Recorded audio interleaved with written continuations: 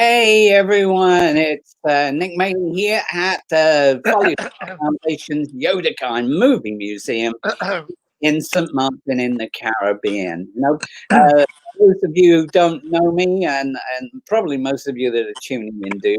For those of you who don't, I'm known as the Yoda guy, a creature effects designer who worked on Yoda and 60 other movies. I'm an author, an artist, a bunch of other stuff as well. And every Sunday, we do a webcast about creative techniques or outstanding personalities for our patrons and supporters and creative everywhere. And today, today I'm featuring one of my oldest friends. I take a lot of pride in seeing how people who worked with me years ago were inspired to carve great careers for themselves. And my friend John Schoonraad is no exception. His work up in Elstree Studios has seen hundreds of famous movie stars and contributed to many, many loved movie projects. So here he is. That's my friend John. Hi, everybody. So, John, I'm not quite sure what was going on there. It sounded like you were stirring your coffee or whatever else. Well, I put my tea down. I hope it didn't make too much noise. No, How is everybody? I've still got a little bit of chilly. I had some chilly in my eye earlier on, but I'm good to go. No, you look good. So, John, we're going to look at some of the movies that you made. I was saying you're one of my oldest friends. I mean, obviously, I think it was 1985 or something when you first. No. It must have been 1982. When was Lifecorce?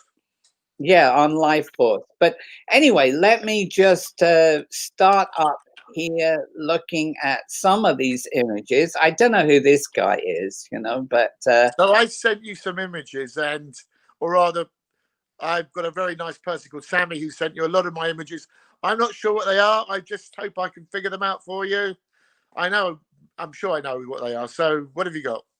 Oh, that's him. Yeah, that guy. Yeah. Oh, this one. I'm really not quite sure what that's all about. He's okay. Yeah. He looks happy. I don't know why.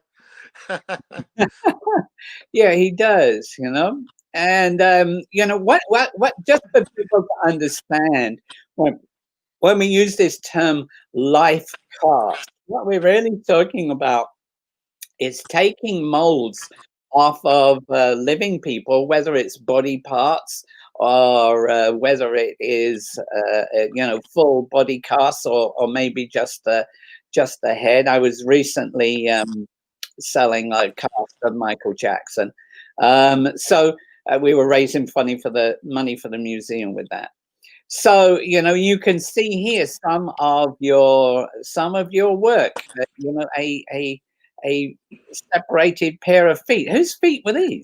I think it was the artist, and it was for an artist wanted to do. So it's his design, and we had these very, very super lifelike feet capped off, which kind of made the difference. That there being just another pair of feet. There's no Photoshop. There's silicone, and I think there might be a bit of hair polish in there somewhere. Yeah.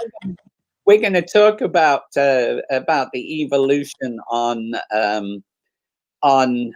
life casting and materials and other things. Silicone has really helped to bring a lot of life to a lot of pieces. But just I'm using this really to just show how you start out with an actor, or anyone really, and you make casts of their body, which usually gets made in plaster for cleanup, and then there's a master mold that gets made. What would you add to that?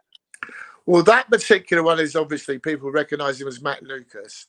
He played Toad in the River. What's it called? You all know, you guys. He played Toad, and it was a very nice Canadian guy asked me to live cast him because the actors were in London and I think the actual show went to Poland or went somewhere else. So I supplied live casts. I did Mark Gatiss. I did a few people for that show. What's it called? Toad Toad Hall, you know. When Yeah, did the Riverbank or whatever it's called.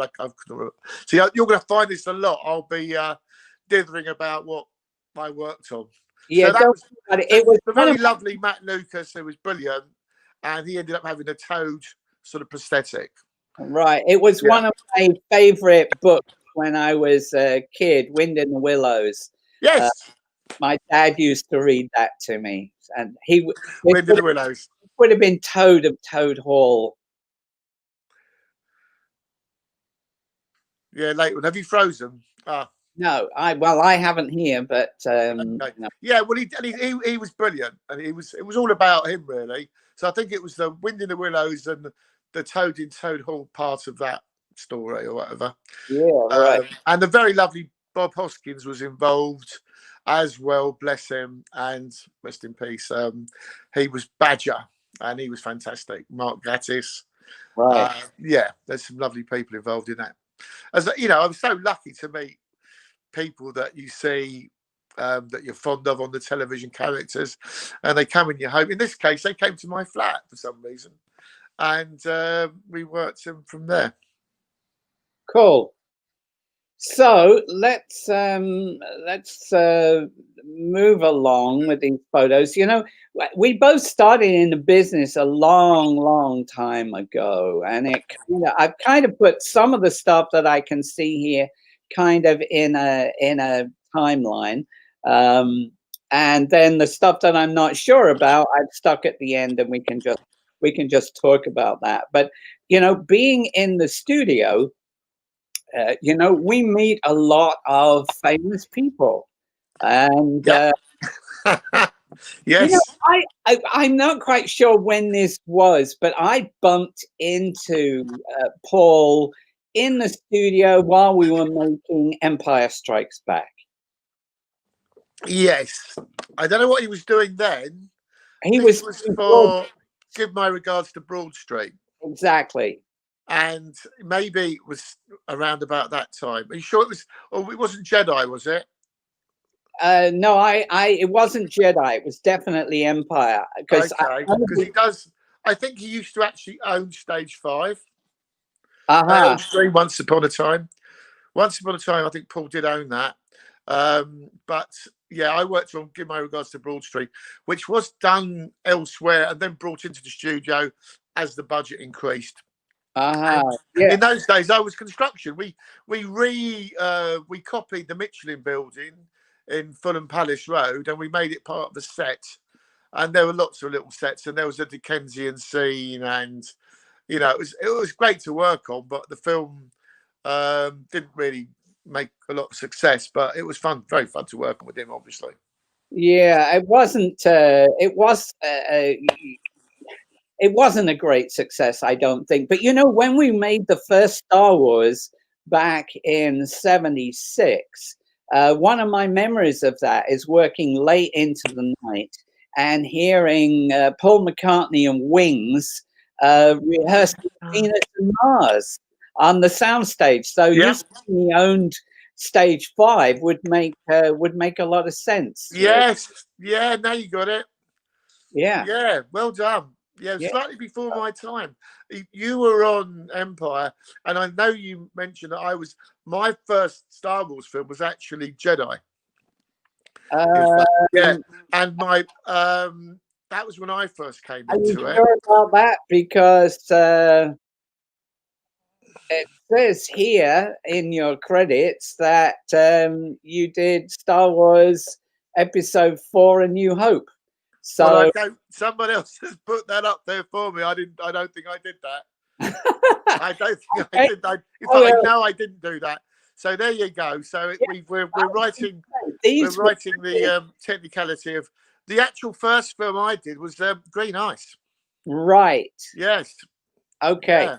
So and then I went off to Pinewood, and did a whole bunch of films, because in those days, if you worked at Pinewood, you could be doing one film in the morning, another film after tea, another film after lunch, another film after tea, and then another film for overtime. And you could work on 5 movies in a day.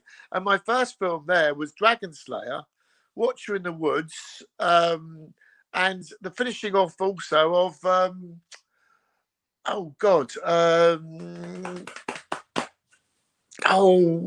Pegasus.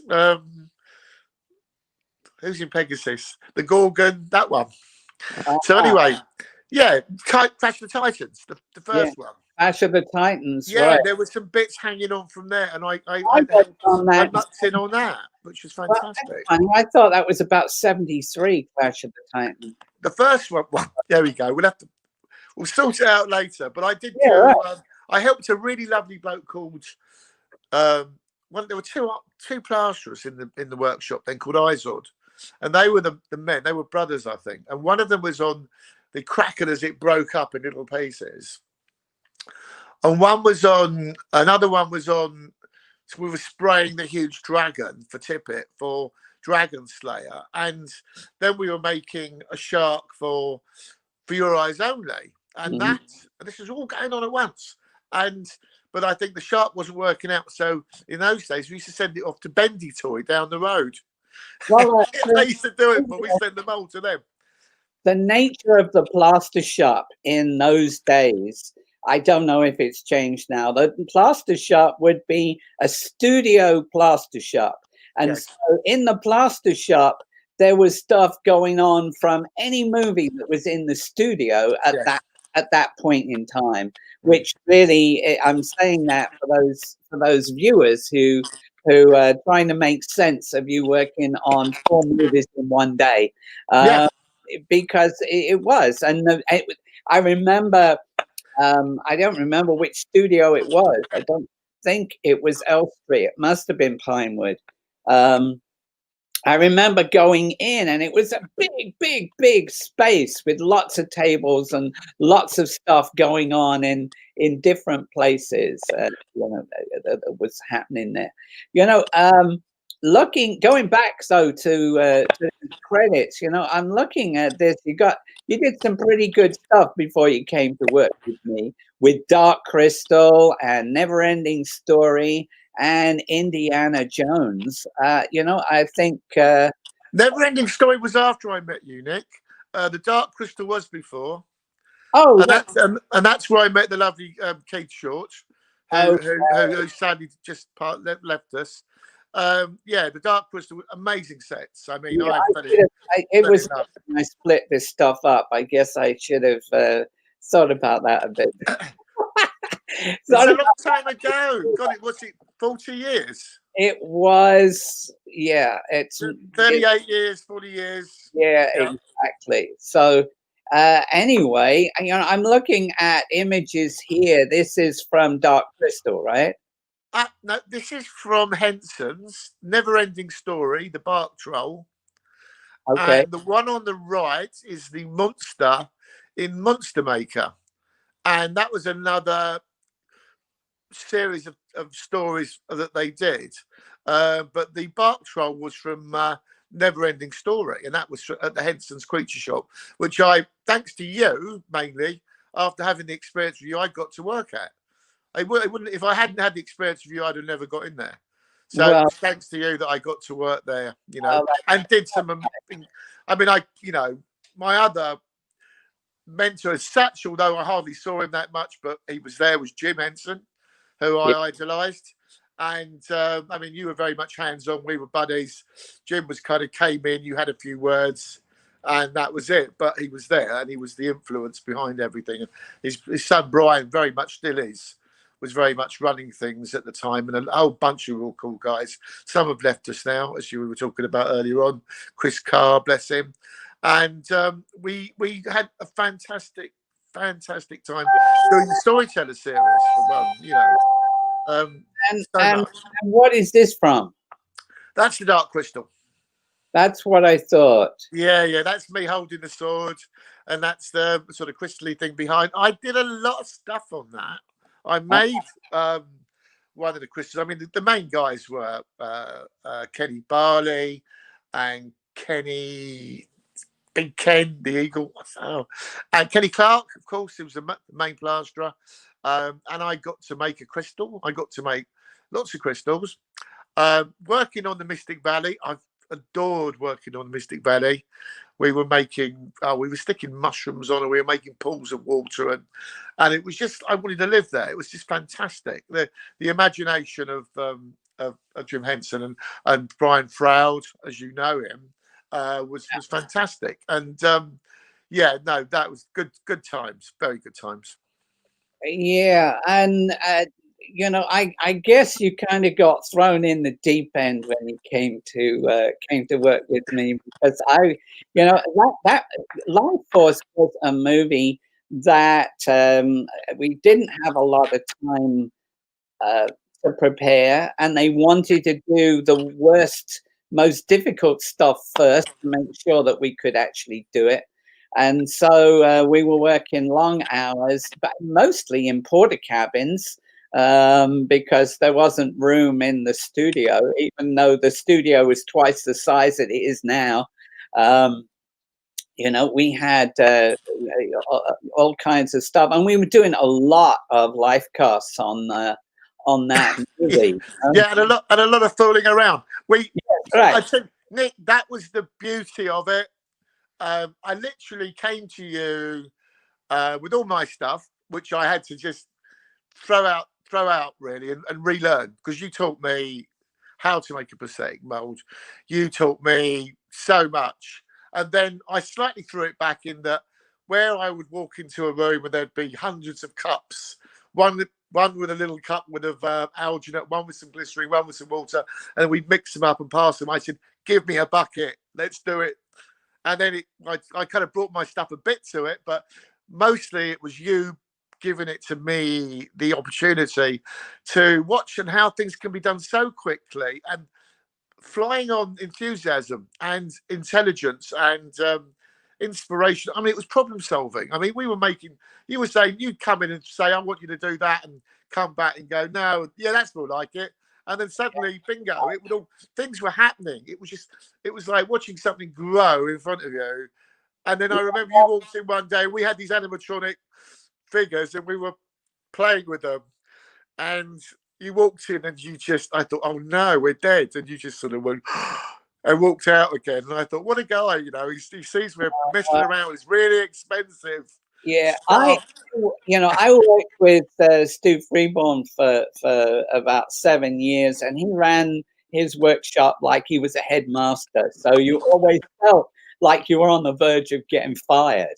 And I never wanted to be that guy. On Lifecorce, I can't believe some of the insane jokes and things that we played on each other through. I know you nearly closed the studio down with a stink bomb. You nearly closed. I've never smelt anything. We did something to you. We won't talk about it now, but we played a trick on you. And I was a bit, oh, no, you can't do that. Anyway, they did. And they played a trick on you. And the next day you came in with this stink bomb. And it was a homemade one, I think. It was a homemade. The studio nearly evacuated. Yeah. But we didn't say it was you. So. Yeah, they probably thought it was right? Yeah. Anyway. Of course it wasn't. No, it was just, we had some good times. We did it, and we worked long and hard, late. And you had an ambulance, and we had 500 prosthetic molds being molded a day. Yeah. A day. Yeah. In this little ambulance that was an oven. All these people for walking shriveled zombies in the streets, and we didn't know, we couldn't cast them, we couldn't make stuff to fit them, so we were making lots of pieces so we could piece stuff together. Yeah, you were making kind of masks and that you could just go on very quickly. And I had one of those after the film for ages, and obviously it shriveled up to nothing in the end, but it was fantastic. It was, I always looked at it and felt the foam and the magic of it all, and the hands, the radio controlled hands, and right. all the putting hot swords into gelatine and it bled. Yes, exactly. All that kind of stuff. But just I tried to do stuff that no one had done before because I was young and trying to make my mark and trying to show people you didn't have to do the same thing over and over and over again. Here's one of one of our good friends, Graham Freeborn. Graham worked with me on that. Unfortunately, he got sick, and so I tried to to keep him working as long as we could, because Graham had been really influential in helping me get started in the business. We made lots and lots of these shriveled figures. These are kind of interesting because the first thing we had to film was the transformation in camera transformation of two people, one turning into a shriveled husk, one turning from a shriveled husk, and they didn't cast those actors until 10 days before filming. Yeah. And so we had to build these animatronic figures without knowing what any of the actors looked like. And so what I did was I got my sculptors in a porta cabin sculpting up 8 different heads. And when we knew who the actor was, we just kind of said, "Oh, this one's the closest. Push up his eyebrows and widen the jaw a bit. You've got half an hour, and then you cast it." So it was everything was done on gallop. For that you can see us all here filming that sequence, and I think you're under the table. I was under the table. Yes, I was under the table. So so cool. I mean, I just met you. Yeah. I'm a mold maker plasterer, no pedigree whatsoever in this area. And then you've got me on set helping. Yeah. You utilised, probably because you had no time and money, but you utilised the enthusiasm, the energy of the people around you. And look at the people that have come away from that show. Yeah. You've got Danny Parker, you've got David White, you've got a ton of people. Alex Harold, you've got so many different people, and Bob Keenan. They all went off to do big and great things. And there we were, kids at the time, having a really amazing time, but at the same time, you were the one worrying about everything. We were just having a good laugh. Yeah. Well, sorry. Stephen Norrington on it's a bit like that. As a junior. Sorry? Stephen Norrington. Oh, yeah, Steve was there. And he to be a big director. So yeah, League of Gentlemen, loads of stuff. Yeah. We made lifecasts of Patrick Stewart to make animatronic figures. We made blobs that turned into girls made out of blood. Here's a picture of you working on the on the bat vampire. Yeah, it was such a good creature. Yeah, it was. So cool. That was sculpted. Dorothy Arthur. Yeah, exactly, Dorothy Arthur. Yeah. I've got a picture of her sculpting that. Did it get sent to you? I've got a picture of it. It wasn't. Good. I do have it. Okay, right. I didn't know if that one went because I looked at it later on, found it. These figures, lots and lots of figures. This is one of the figures. We sculpted the body before we even knew who the actor was going to be. We put the head on it afterwards. I mean, everything had to be done in a very non-traditional way because there was so many effects, and yet there was so little time. Well, it was brand new to me. I just thought this is obviously the way you do it. It was only afterwards that I found out that this was completely like mostly all your ideas just you came in within the morning and then gave it to us to do, and we just followed your orders and I mean, I'd heard about Company of Wolves just previous to meeting you, and I thought, I'd love to. I want to do that. I had a feeling for it, Yeah.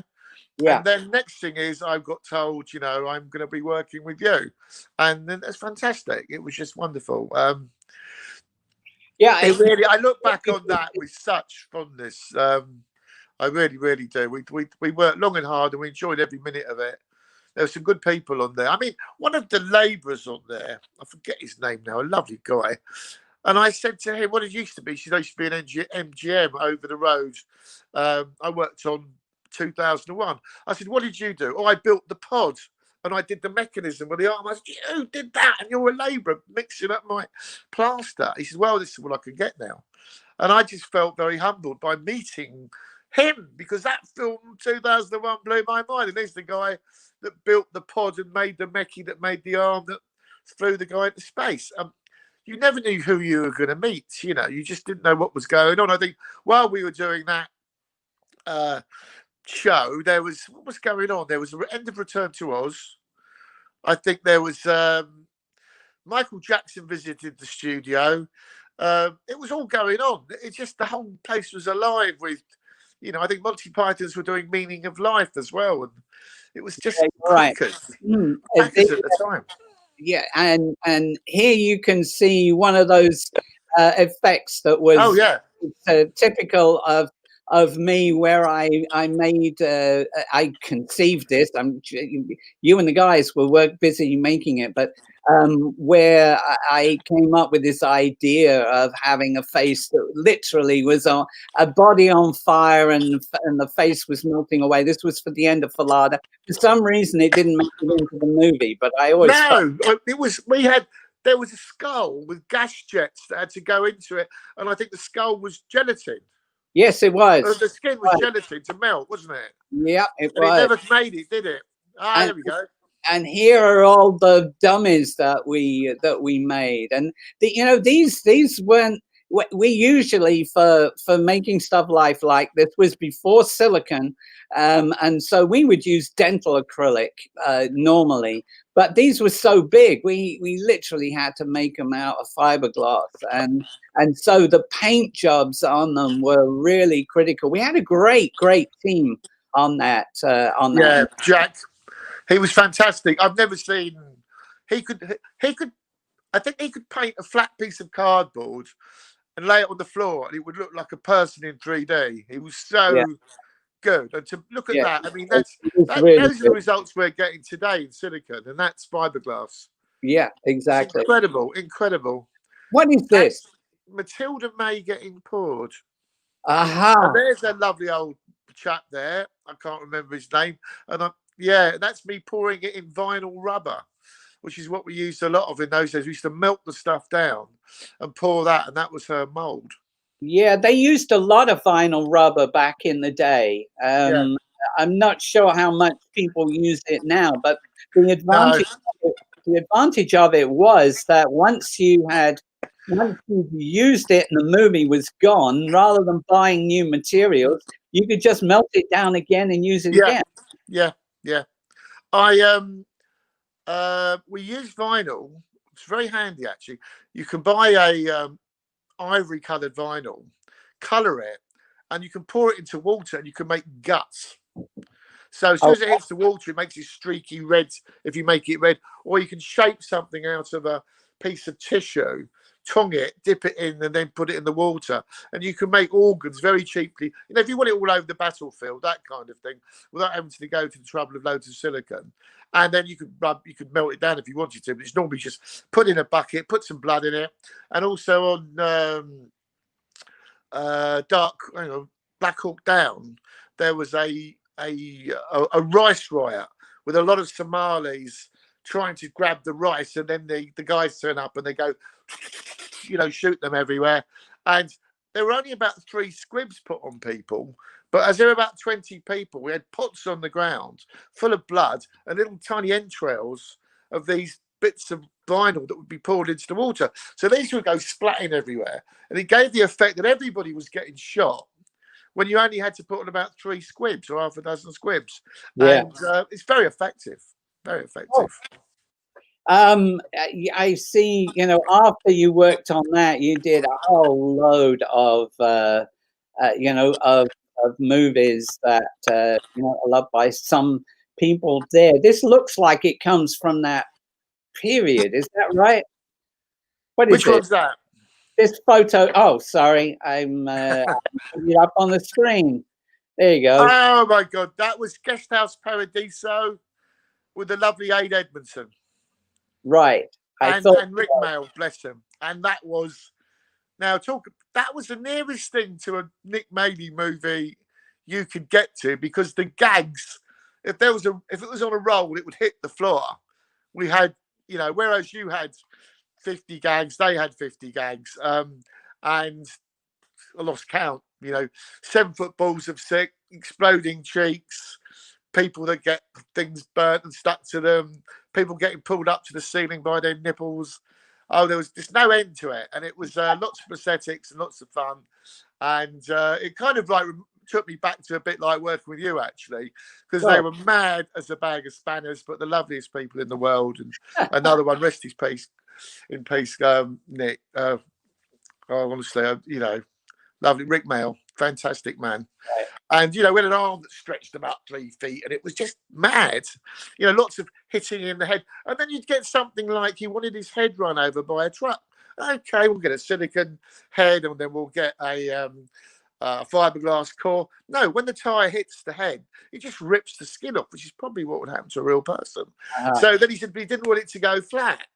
So we ended up with a head that had a ramp that went into the head that you couldn't see. So it would go over the head, give a little bump and go down. Well, then the glasses, what do we do about the glasses? So then I was making these rubber glasses, and they weren't working out at all. And then I'd already had a bit where he got smashed in the face with a can or something. It created an imprint. So I took out of the vat form glasses, and I put them on, and we could reuse them. I just cut them out, and that material. And that's the beauty of what we have to do. You just think, okay, run overhead. No, it's not that simple. And I sat there really like bricking it, hoping it would work. And great, got it first time, move on, And it's part of the creative process that makes you feel like today's work isn't the same as yesterday's work. I think that's one of the issues that, it's normal. It is normal to, to go to school and get a good job and basically do the same thing for 40 years until you're retired and wait to die. We're lucky that our stuff is all about making something that we haven't made before, and so it's always growing. You can draw on experience, but very much it's just flying by the seat of your pants and inventing something. Right. It really is. And a lot of it, I mean, there were so many things coming from there were so many gags I know we were talking about Lifecorce, but we also did Highlander, remember?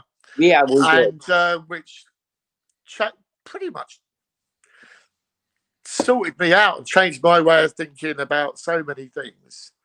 And I got a lot of support from you there, and we did have a lot of fun. And I know that it kind of like it told on your health at the end, that one, because you put so much into it. I mean, when I got to work, no matter how early I got to work, you would be there already. Yeah. And I remember the very first meetings we had. You said, I've got this storyboard artist, look, and I've got this light, and the glass breaks, and then the last bit of glass hits the floor. And that was you, right? It was in the film. This little bit of glass fell on the floor. And, that was you. And I don't think a lot of people realise just how much of the story and the tiny nuances that affected the story were coming from you. And, I just wish that they'd been a bit more appreciative at the time, because, you worked yourself to a frazzle. And I remember I was there, it was pouring down with rain, and we had this guy hanging there soaking wet, and you were trying to ring him out because he was getting heavy. And then we blew the whole thing up, and there was glass in the air. That was before I was going round and round, but it was just the maddest. Working all night, and you were biting fingers off dummies to policemen at 2:00 in the morning. Yeah, that's true. It's edible. Look, it was a crazy time, and life. Highlander taught me that I was mortal. I think up until that time, I thought I could just work myself to death and everything would be okay. But they moved the movie into Jacob Street Studios, and that added that was going to add 3 hours to my day, just getting there and getting back again. And I was already working 12 hours a day. And so, I would go in before the traffic. I would leave my house at 5 in the morning, just so that I could beat the traffic to Tower Bridge. It was a ridiculous place to make a movie. Yeah. And, wasn't soundproof, was it, either? No, there were lots of animals living there as well. Right, exactly. Yes. Rats and pigeons and exactly. all sorts. Yeah, it's crazy. It was very crazy. There were lots of things that would hard, and the cinematographer couldn't come to terms with me directing second unit, which I'd done on Lifecorce.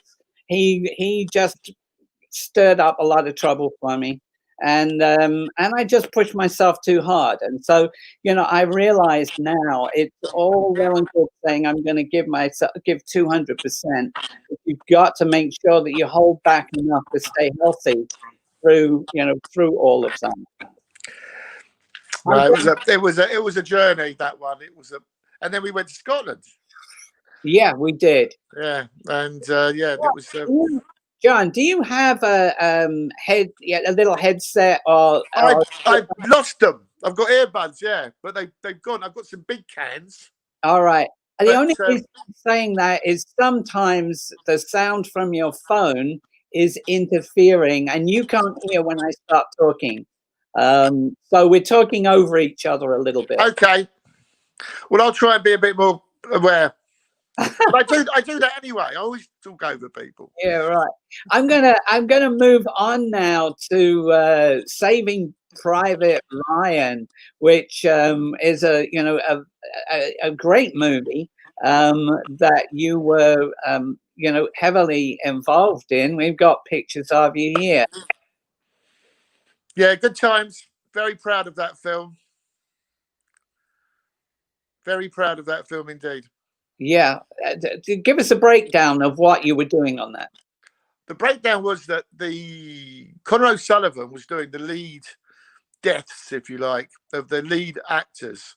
So everything that happened to them, the way they died, was our part and parcel. There were also things, like the radio man on the beach turns round, his face is gone. There was a guy being dragged up the beach and then his legs are gone. We did a live cast of Tom Hanks, mainly because we didn't know how he was going to die. In the end, it was a squib, so we didn't actually need to do that, which was but we had the fun part of doing him. I also got a pair of lovely dog tags with from Spielberg, Steven Spielberg, and Tom. We were there for the death scene. Connor worked out that the man that got stabbed upstairs. It's a very heavy scene. In fact, when Steven Spielberg walked down the steps, he said, "I think that's the best thing I've ever shot," which was like, whoa. But we pushed the knife into the chest and we speak to him very softly, and there's blood, not much blood coming out as there should have been, and there's legs going, which I'm working. So what we actually did, we did the fight scene, cut a hole in the floor, because it's 1 story up, put the guy through the hole. He's standing on a ramp thing that I'm on as well. I've got him by the seat of his pants. I'm working the legs. Connor's upstairs working the blood, and we've got this fake body coming off him, which is stabbed. Most of the blood came all over me. It was wasp season, so I was covered in wasps feeding off the blood, and they were spraying me. I said, "Look, stop it! You'll kill me. Just let them feed."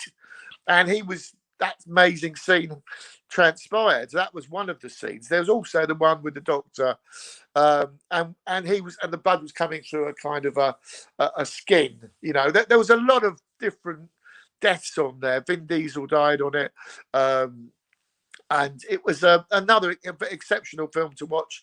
And it was also, I was very proud of the fact that when I got to see the film, there was me, Tristan, Robin. We had our credits together. That you're looking at now is Black Hawk Down. I wondered about that. Yeah, that's in Morocco. Yes, Another great film. some of these are kind of mixed up, so it was hard to tell. Some of these are mixed up. It was hard to tell which of those two. Sorry, I just sent you a whole batch, and we didn't have time to rehearse this. So yeah, that's all right. We'll just crash through it. So yes, again, that was, I think, the guy that gets the rocket in the side of him. There he is, Kowalski, with his rocket. We put that together in literally an hour and rushed the set. Yeah, good job. We had live casting though, but we had a kind of a fiberglass jacket, or I think it's carbon fiber, and we put the end of the rocket. You learn a lot of things when you work on these films. This is real. The responsibility of this film was it really happened. This is a real guy playing another real guy. And you also find out the truth of the matter. And you all think that the thing was unexploded in him. I spoke to the guy that opened the door because they were there. And he said, when I opened the door, the guy was charcoal. He'd burnt, but because there's a bit of rocket sticking out of him, they thought, just be careful, it might be unexploded. But I knew that it was an incendiary device, it had gone off. And you learn so much. The guy's hand was cut off. I had to go into the tent. Ridley Scott never left the tent. He directed everything from inside the tent, and you had to go in there and show him what you got. And he'd look at it very thoughtfully, and he'd go, well, he'd need a watch, wouldn't he? And then I went and got a watch. There's the gang. And it's lovely crew. Fantastic, every one of them. Really cool. There's old Darren Robinson there. And that's back to Ryan now. Right. Yeah. Lovely guy. That particular guy, when we live cast him, he wanted to keep one eye open. And I said, okay, no problem. Keep one eye open. And I got so close to that eye that it was almost like an eye open cast, which later on I used. I used the idea of that to cast people with their eyes open rather than having them shut. But he was a Giovanni Ribisi. He was 21. He was just about to have his first kid. And lovely man, and a good actor. He's still going strong. That was a very moving part of the film. We used to do. Well, I say we used to do. Back in the day with Stu, I think both Stu Freeborn and Tom Smith were playing with the idea of doing eye open life cast. And one of the ways that they would do it would be to put a full shell contact lens in, so that the alginate in those days, which is what we were using, wasn't actually touching the eye, it was touching the shell of the contact lens. I did some which I'm not sure just how much value there was in that, because you could get distortions. But we did some with you on your film.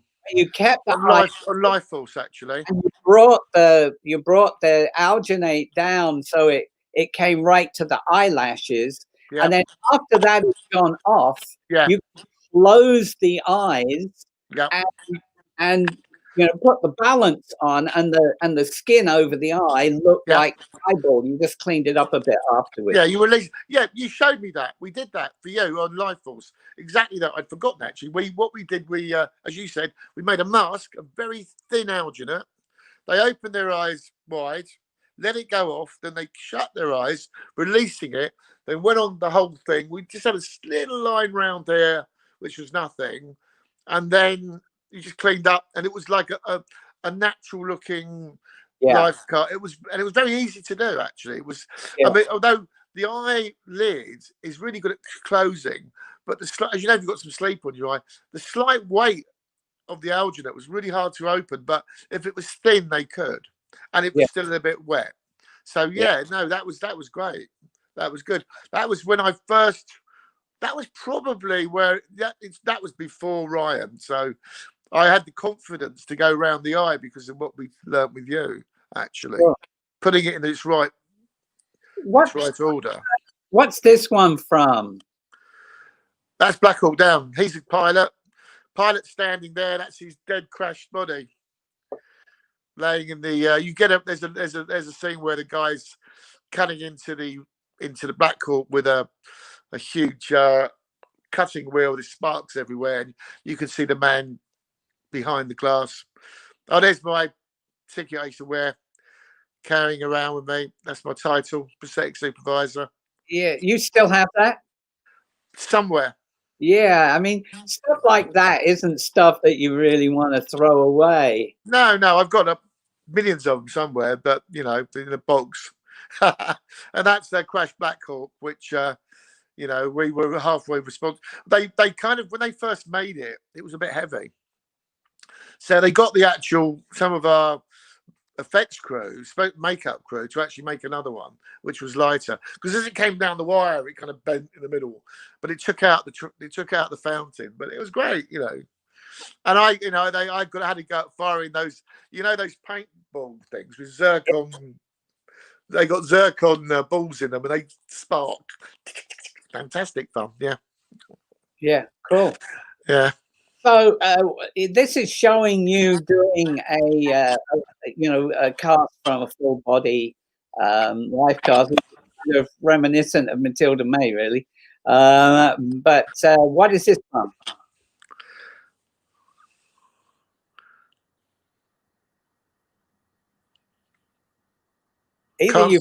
Can't see it yet. Oh! I'm sorry. I'm handling like three. Here. Right, she is the fantastic Rona Mitra, and she was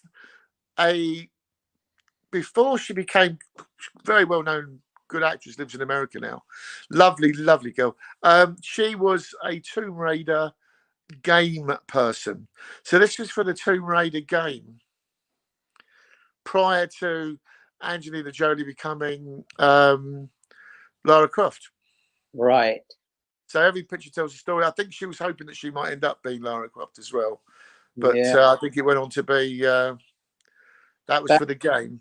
So we do, there's offshoots of what we do, as you know, where some of our installations are art. I remember we did Stuart's live cast, breaking through a wall, and that was really fun to do. And I just wish we'd had the time, because we got very busy. We never really, I don't know how far we completed it, or you did, but do you remember we had that lovely live cast of him breaking through a wall, the British gentleman in the bubble hat? That was from the Keep.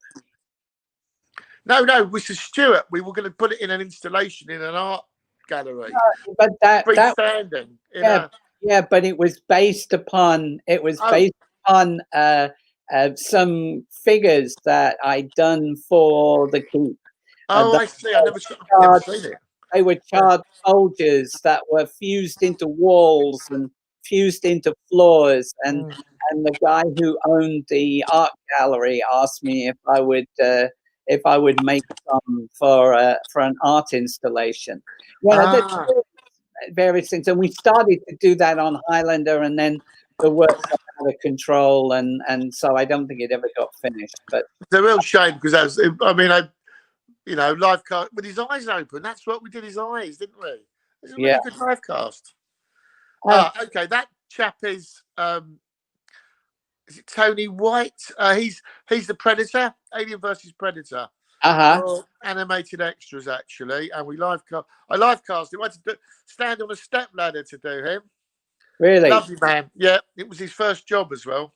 Looks like, and he went on to be Hagrid and God knows what else. Lovely man. This will be on. This is on the set, I should say, the location in Morocco of The Four Feathers, with Heath Ledger, bless him, who that was also a very interesting film. That was a campaign. That was a campaign. Sorry? I did a version of The Four Feathers too. I think we were standing on the same field. I did one with Colin Arthur, Dorothy's son, who, early on, he was a big help in getting me work when I was still struggling. I met him. Really nice man. Yeah. Yeah, he's a fun guy. Did Conan, didn't he? Conan the Barbarian. Yeah, he did. That's right. Fantastic. Well, there's Robbie. What's this from? He was from Rock the DJ. for David White. All right. Yeah, and now, let's think. It's a Gormenghast, Celia Imrie, wonderful lady. She was from Guest House Paradiso. We had to make a little girl that was being pushed on a swing right by the edge of a cliff. And so we couldn't put a real girl being pushed sort of right on the edge of a cliff on a swing. So we made a little girl look exactly like her. She was an actress in the film. Stayed at the hotel. This is one of the little devils for Henson's Creature Shop. In the Storyteller series, and there were these little demons. They were really cute, yeah. And I was using carbon fibre there, so that the mould would stay extra rigid. I was playing around with stuff in those days. Yeah, well, it's always good to play around with things. That was I know this film. Looks like it'd be something like Clash of the Titans. No, it was Rutger here. And he punts this demon that's in the sewers of London or situation. We worked for Steve Norrington with that one. And the title escapes me for the minute. It'll come back, I'm sure, because I've just been talking about that. And that's Tristan. He was 16 there. And that, believe it or not, was in the Jam Factory down Jamaica Road, just opposite where we did our film, Highlander. Yeah. So that was the creature's body, and it obviously muscle suit, made in foam, went around the skin out. Guest House Paradiso, lovely lady. She was also the Cleo girl, and very nice lady to work with. Smile she's got. Oh yeah. That's quite a good one. That is Rambo. The reason I've got blood on my head is because I got hit by an explosive head that was on the back. There was a guy on the back of the boat with a huge 50 cal gun, and the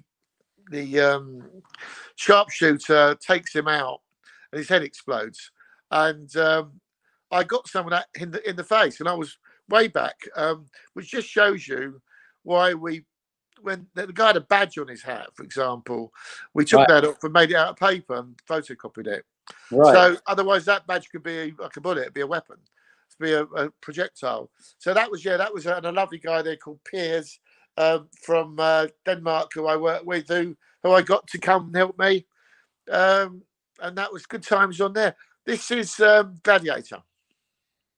Right. And she's one of the lovely girls that gets her head cut off during the gladiatoral fight. And there's the live cast. You can see her makeup's come off in the cast. And then what we would do then, we would fill these with we come a long way from acrylic and fiberglass.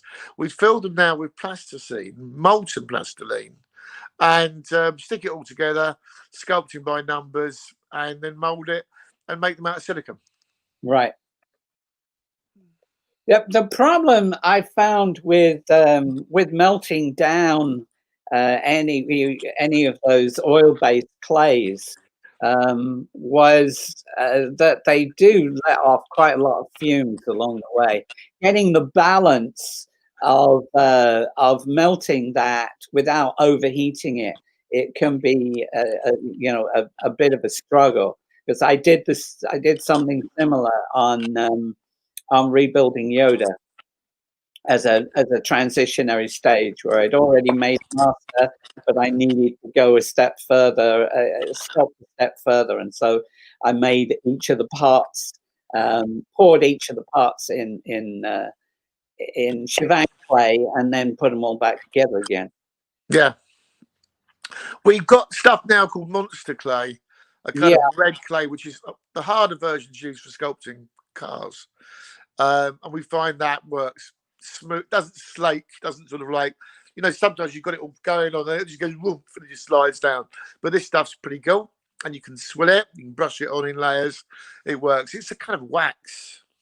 Yeah, it's more of a wax than a plastic. It's a plastiline and a wax. Yes, it's oil-based. It's red clay with wax and oil added, and on how much oil you put in, you get it softer or Yeah. hard. Yeah, we used to use plastilina. There was an ivory and there was a grey, and they were a bit smelly. And Yeah. sometimes they didn't have the oil in them that you wanted to do. We'd chuck in a tub of Vaseline, which would kind of help it along a bit. So, as you know, we just play around with stuff like you did, you know. Yeah, exactly. Mm. We got some other stuff here. I wasn't at all sure where this was from. Rawhead Rex. Great times. I got a call from a chap called Peter Litton. I went down to this little alleyway down the back of Finsbury Park. It's not Finsbury, no. What is it? Edgware, no. Oh, crikey. This was Cottage anyway. Okay. And I went down there, and there was this kind of really pretty old-fashioned workshop. Lovely man called Peter Litton, and I met a 17-year-old boy there called Paul Catling. And we got on like a house on fire, and we did a film called Rawhead Rex for the same guy that went on to do Hellraiser and stuff like that. And it was good fun. And Paul went on to be a really big player. He's the designer on Harry Potter's Trolls and so many things, and Spider-Man, Doctor Octopus, and I mean that was years ago. So he's a true talent that was I was lucky to, you know. And then because younger people, we were bouncing off each other about what to do. We had our own little projects to do, and we went on to do quite a lot of things together, actually, small little things and bigger. Young people often will throw ideas around and take more risks than people who've been in the business for a long time and feel that they have a routine that you always follow. When you get a routine that you always follow, you don't evolve, you don't develop, you don't go any further. And so I think that's always of interest. I was unsure entirely what this was. Okay. Lots of fun. They came to me, they wanted to do a reality show scaring people, and their heartbeat gave them the money. So basically, they wore a heart monitor, and it went into whatever the heartbeat went up to, they received that at the end. Anyway, they fooled this guy into being a part-time security guard. It was at Longcross. It was a really cold, horrible night. We're all hiding there. And we got a little tiny guy with the little people, and we dressed him up like that. This was done in about 2 weeks. Such a small budget. And we got another guy who we'd live cast, and we'd made fatter, who wasn't really fat, but he was big. And we got the scene where he would go off and then suddenly disappear and then ring up and say, "Come and help me." And as they run in, this little guy would burst out of his chest. To great effect, I can say. It really was. And the man wanted to help him, but the other guy said, "No, let's leave." And he'd already been walking around seeing horrible bits and things and that he shouldn't see. And that was a one-off pilot that never made it. Mm-hmm. You know, and it was really good. It was really good fun. We kept on putting back this plastizo chest of and just sort of like pinning it together with little pins and things, and it burst out. And we did it the first time, obviously it worked. There was people hiding behind with pangos full of blood and spurting everywhere as he came out, eating the insides, as it were. It's as though he was eating the insides of this guy. It was very effective. I wish it had happened. It was such fun. Then there's Rambo. You already talked about one of the images from that. Here's a few more, I think. That image is actually from Black Hawk Down. Really? It was that's a dead. It's meant to be Somali. Now, obviously, you know, Somalis have a very look. I mean, he's nearly there, but we had to use a lot of different people and make them look like Somalis. I actually went to the school of my son and met a guy who was Somali, and I went back to his house, and he wouldn't let me drive him there. I had to walk, and then he told me how he'd been part of the Deeds crew and how they'd shot down the Black Hawks. And I went, oh, okay. So, but he said his son would, his nephew would be lifecast for it, and he's not the nephew, but that was quite a lot going on for that film, in that you learn a lot of things about, you know, the truth of the matter, because it was real. It was a real thing that we were putting together there, and there are these Somalis living in. That's a test of some. That's my son doing a blood test on a war film. That's all I can tell you on that one. It looks like his legs blown off. I don't know. Right. Yeah. Okay, Rambo. Yeah. The shot where he jumps up on the back of the truck and just literally shoots the guy to pieces that's driving, and that's the guy at the bottom is the guy that he shoots to pieces. The guy at the top is the one he cuts the head off. He jumps up, cuts his head off, and that was interesting because we live cast a guy. We had to make the head. A lot of that amazing work was Darren Robinson, and then I had to take it to Sly in his makeup trailer. And what I didn't realise at the time, I realised later on, was through the whole film, Sly is in the role of Mambo. So it's a method act. I guess it's called method act, you know. And he just looked at me like he wanted to kill me. Yeah. And then he sort of made me hold his head and motioned me to turn it, and then said, "It needs a haircut." And then, yeah, so we went and did it. And it was right at the end that he's suddenly this big, beaming, smiling, lovely guy.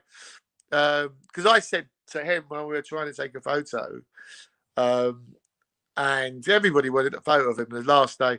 And I said, "You're the man." He goes, "No, you're the man." I was, "No, you're the man." But then earlier on, like a day or two, 3 days before, he would say, "Get that Englishman out of my," because I was in the movie, as they say. I got in shot. And another time I was putting some blood on a dummy, and he said, "That Englishman." I don't often get called that Englishman, but it was, yeah, no, he was pretty cool. It was just amazing. There's always the problem with it. There's a small number of actors who would kind of do a movie and be in character all the time. It's like they've sank themselves into this. I also had a problem with Francesca Annis on Krull, where she adopted the character of the makeup that I was putting on, which was a crabby old woman who spent her life with a crystal spider. And so, you know, she got more and more miserable as the movie went on. It got more and more difficult. She put about an hour and a quarter on the makeup time just by getting more and more difficult. The pieces were going on. Wasn't the Kurgan like that? Every time I met Clancy Brown, he was always like yeah, he was in character, wasn't he? Yeah, he was. Yeah, it was like you never felt comfortable with him. No, he picked me up by my throat and held me up in the air about 3 feet off the ground. Yeah, right. Yeah, great, terrific. Lovely bloke, though. Lovely fella. Yeah, wonderful to work with. He's still doing some nice roles, nice parts. Oh yeah, he's doing a lot. Yeah. So anyway, here's a picture of you with the man. Early in the morning, and we're looking at a rice paddy field full of dead bodies and where they go. Yeah, you both have the same demeanor.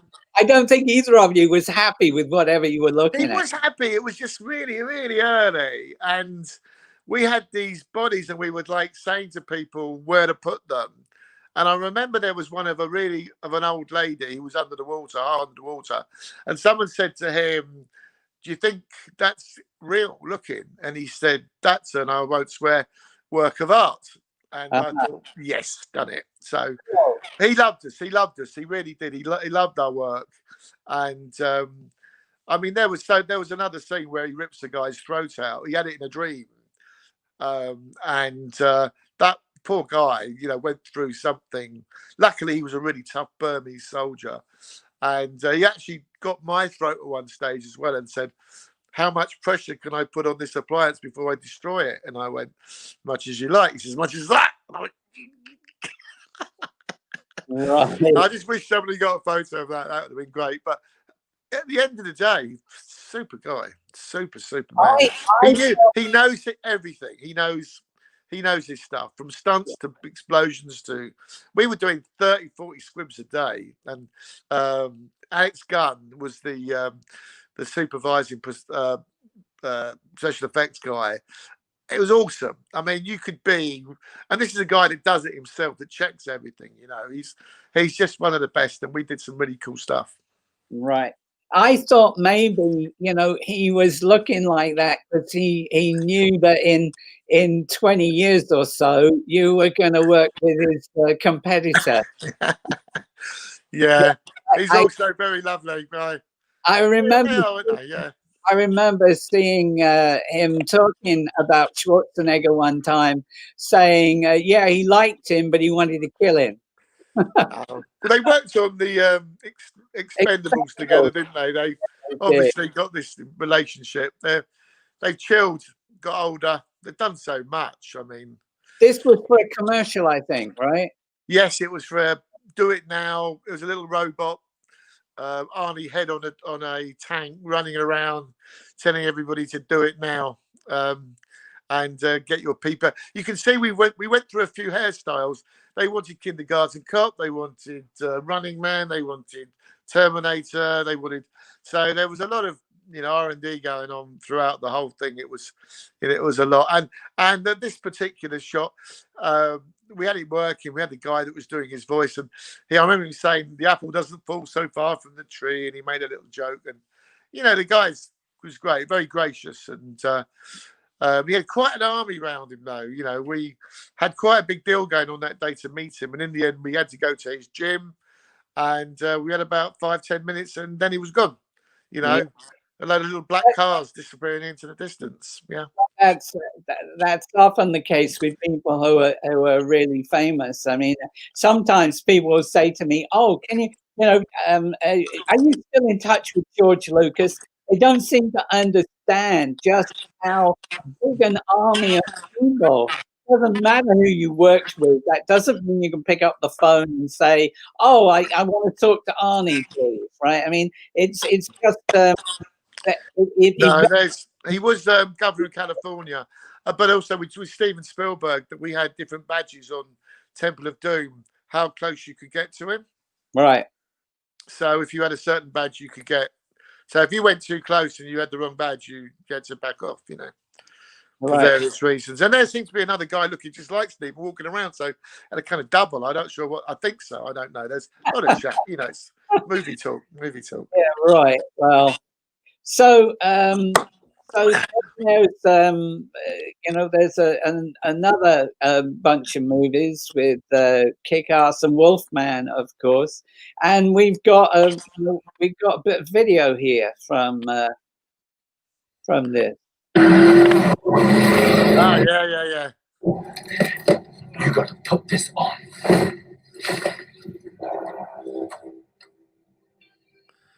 I'm not gonna do it. There's nothing left you can do to hurt me. You want to bet? Let's go!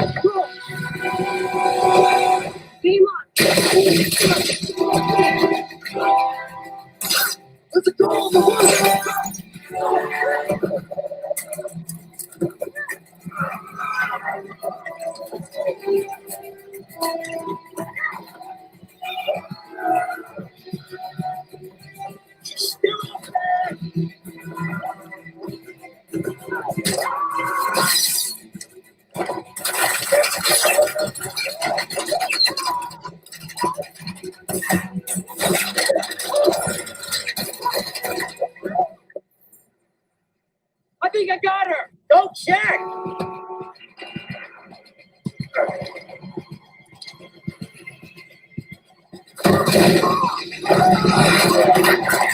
Get out there.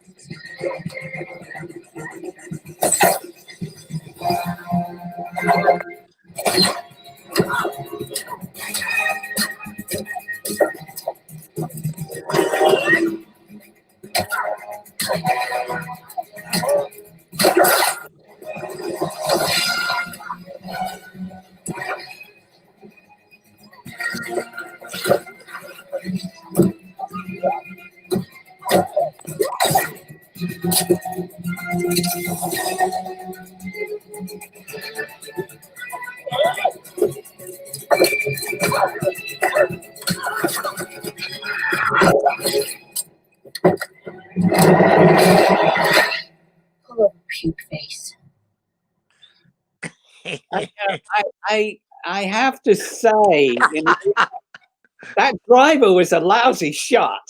I mean, so yeah, there was a good number of gags in there, right? Yeah.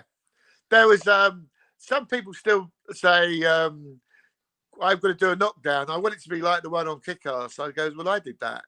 So yeah, we had a guy. I think we'd actually messed with him once before, but we propped him all up again. He was kind of like, and then he got hit. He went over fantastically. The other guy went over. The other guy, one of the most amazing stuntmen, we had to make some leg shields. And I made them out of carbon fibre and about half an inch thick of fiberglass. And he's been dragged along, and he had steel toe cap boots. And the steel toe back boots got worn out.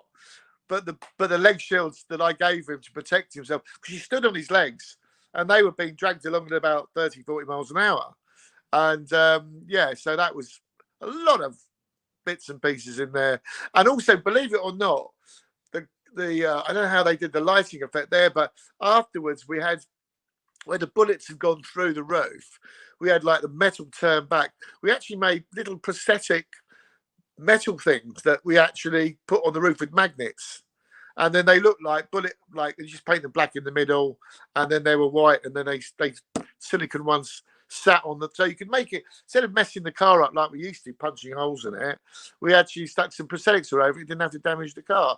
So there's a bit of CGI and a bit of this and a bit of that, and you know, the whole scene, there's quite a lot of, and great stunt work by you know, the double of that young lady, and I wish I could remember the main stunt guy's name, but they were great team, fantastic team. The Kingsman team, all of Matthew Vaughan's stuntmen are, I mean, the Kingsman and the Kick-Ass team, which is amazing people. And when, if you saw their vid previews, you know, that they put together before they shoot it, they should be getting Oscars and BAFTAs for them and awards, because that's amazing.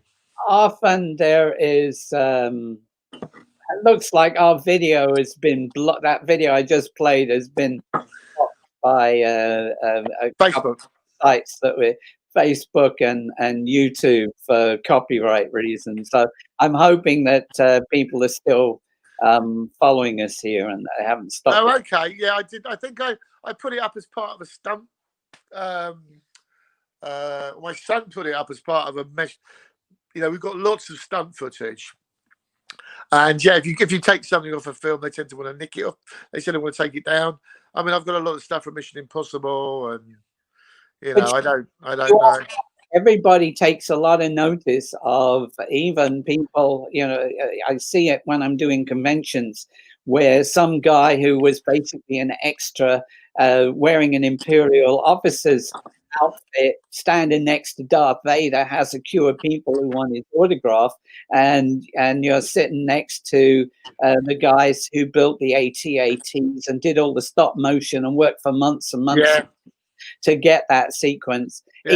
Even the producer of Indiana Jones and Star Wars, Robert Watts, he people queue up for his autograph because he drove an AT-AT, not because he was the producer of the movie. You know, it's bizarre, really, as time goes by. A friend of mine was flying one of those things, and he gets killed, and they made a toy out of him, and he said he can go to these if he wants to. But Dave Thorman, who was a Greystoke chimp, who was, oh god, he was a Ninja Turtle, things like that. Yeah. I realize now I should have written myself into whatever movies I possibly could. You should have done, yeah. Yeah, I know. You could have been loads of characters. Yeah. Anyway, we've got. I think this is from Wolfman. Yes. Yep. Yeah, I'm jealous of that. That's a great photo. I did hang out with Rick when he was doing Greystokes. I was in another studio, and I remember you did the most amazing design for the Kurgan when he got all the souls and spirits, and you brought it in, and we were going, wow, look at that. And then you came back in and you said they don't want it. And I went, what? They don't want it? You mean are you kidding? And it was, no, they don't want that. So that night I was at a party with name dropping the man, and I told him, I said, Nick just put up a design for, this character in his film, and they didn't want it. And Rick said, yeah, I've had that. I said, kidding. You had that. Right. Said, yeah, we've all kind of had that. And I went, wow, that's a surprise. And he said, say hi to Nick Maley for me. And the next day I got to come to work and told you he said hi, and you were quite pleased. Yeah. Yeah. Well, I when we started out, we were both young guys working for other people. He was working initially for Dick Smith, and then he was a bit, he'd gotten a bit ahead of me, but I was always trying to chase him on different effects and different things. He got away from me. I have a lot of respect for his work. Oh, he really inspires you. He really cares so much. And that attitude comes from Dick Smith. No, he really cares. I mean, guy. It's probably not, and I know you're great, but I've never met anybody that actually cares so much about everything to the point of he really does care. And he's got this energy, which everybody in the world can't deny. He's just. I mean, a lot of the attitudes that we get now, people sharing stuff on Facebook, actually all whittles down from the influence of Dick Smith through Rick Baker, through Rick Boys. Before that, everyone used to keep everything close to their to have where I got a secret technique and I can do something that you can't do, and so it kind of changed things a lot. So then that Wolfman, I have to say, Dave Elstree played a massive. I mean, obviously it was him and Rick, and they're on the same kind of mental. They're very close friends, and they work so well together. And he's also got this energy, this kind of primeval focus about him. And at first he was just this young guy we all knew, and but he certainly has grown into something else. He's done some amazing work. Cool. And still is. So then you went on and did some stuff designing for X-Men. I think you were designing this guy, right? Right. Well, that's a kind of a weird one, and that is that I was working on a very horrible film, which I won't even talk about, and it rescued me. I got a phone call, come down to Pinewood. They're not happy with the Beast on X-Men, the younger version, and they'd done a photo shoot. And when I got down there, I met the guys from Spectral Motion, and they said, "Hey, yeah, you carry on. We're leaving. It's cool. Don't worry about it. And you want you to do a chin or something. We'll see you everything else and blah blah blah." So I was going, "What the f***'s going on here?" I'm just, how embarrassing, and also how incredible an opportunity. So we were trying to work out what was going on. There was producers saying we wanted like Kelsey Grammer. There was obviously the comics, the versions there. They wanted him to be a young Beast. And so I rung Dave Elstree up. And he was into things blue and stuff that was going on. And he immediately did a very quick Photoshop, a bit like and bang, they said, right, get him in. He came in, and we started sculpting different versions. And we kind of went down the wrong road a bit, because we were told it's going to be like this, it's going to be like a bitboard, it's going to be like this. And it was going away from what I saw as a comic. But anyway, we did it. And then we were kind of like losing our way a bit. And we had one final meeting, but my son Robin had actually come in and helped me on the sculpt that I was doing. And he gave this really epicanthic look. He just stylized the whole thing. And then I carried working on it as well. And I took it into the studio the next day. And Dave Elstree walked in. "What's that?" And I've gone, well, you know, I've been putting something together with Robbie. So he just started sculpting from what he'd seen. And the next thing is, it was down to Matthew Vaughn coming in, liking it, disliking it, whatever. And they'd also got in the guy from America who did Aliens. But he was a good mate of Dave's anyway. So there was a kind of a real moment that that only happens on films or in a huge crime scene. And timing came in, and Matthew said, I like that and I like that. So he liked what Dave had done. He'd also liked what the other guy had done, but he was allowed to draw it. And then we had this guy there who was this comic expert. And he said, I like that one. Bingo, we got it. So next we had 6 weeks to create these 6 weeks. Mm-hmm. But I look back at a lot of those amazing sculpts at Spectral Motion, and they were there. They were there. It's just kind of committee and who's coming in and who's seeing it and who wants what. It's just kind of luck, judgment, and whatever else goes into the pot. But we were there on the day, and we and it was like, yes, we did it and nailed it, and it happened. And Nick was great, and it flew very, very well. And obviously Dave and his lovely wife. So you know, they built the thing. So basically, and it really worked.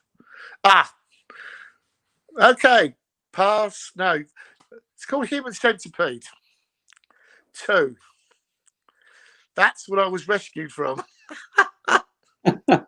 What can I say? No, don't say anymore. I was at a huge meeting with the head of Disney and all the top knobs in a very posh mansion, and I'd done very well selling myself when the head of Elstree said, "Oh, you know what else John's just been doing?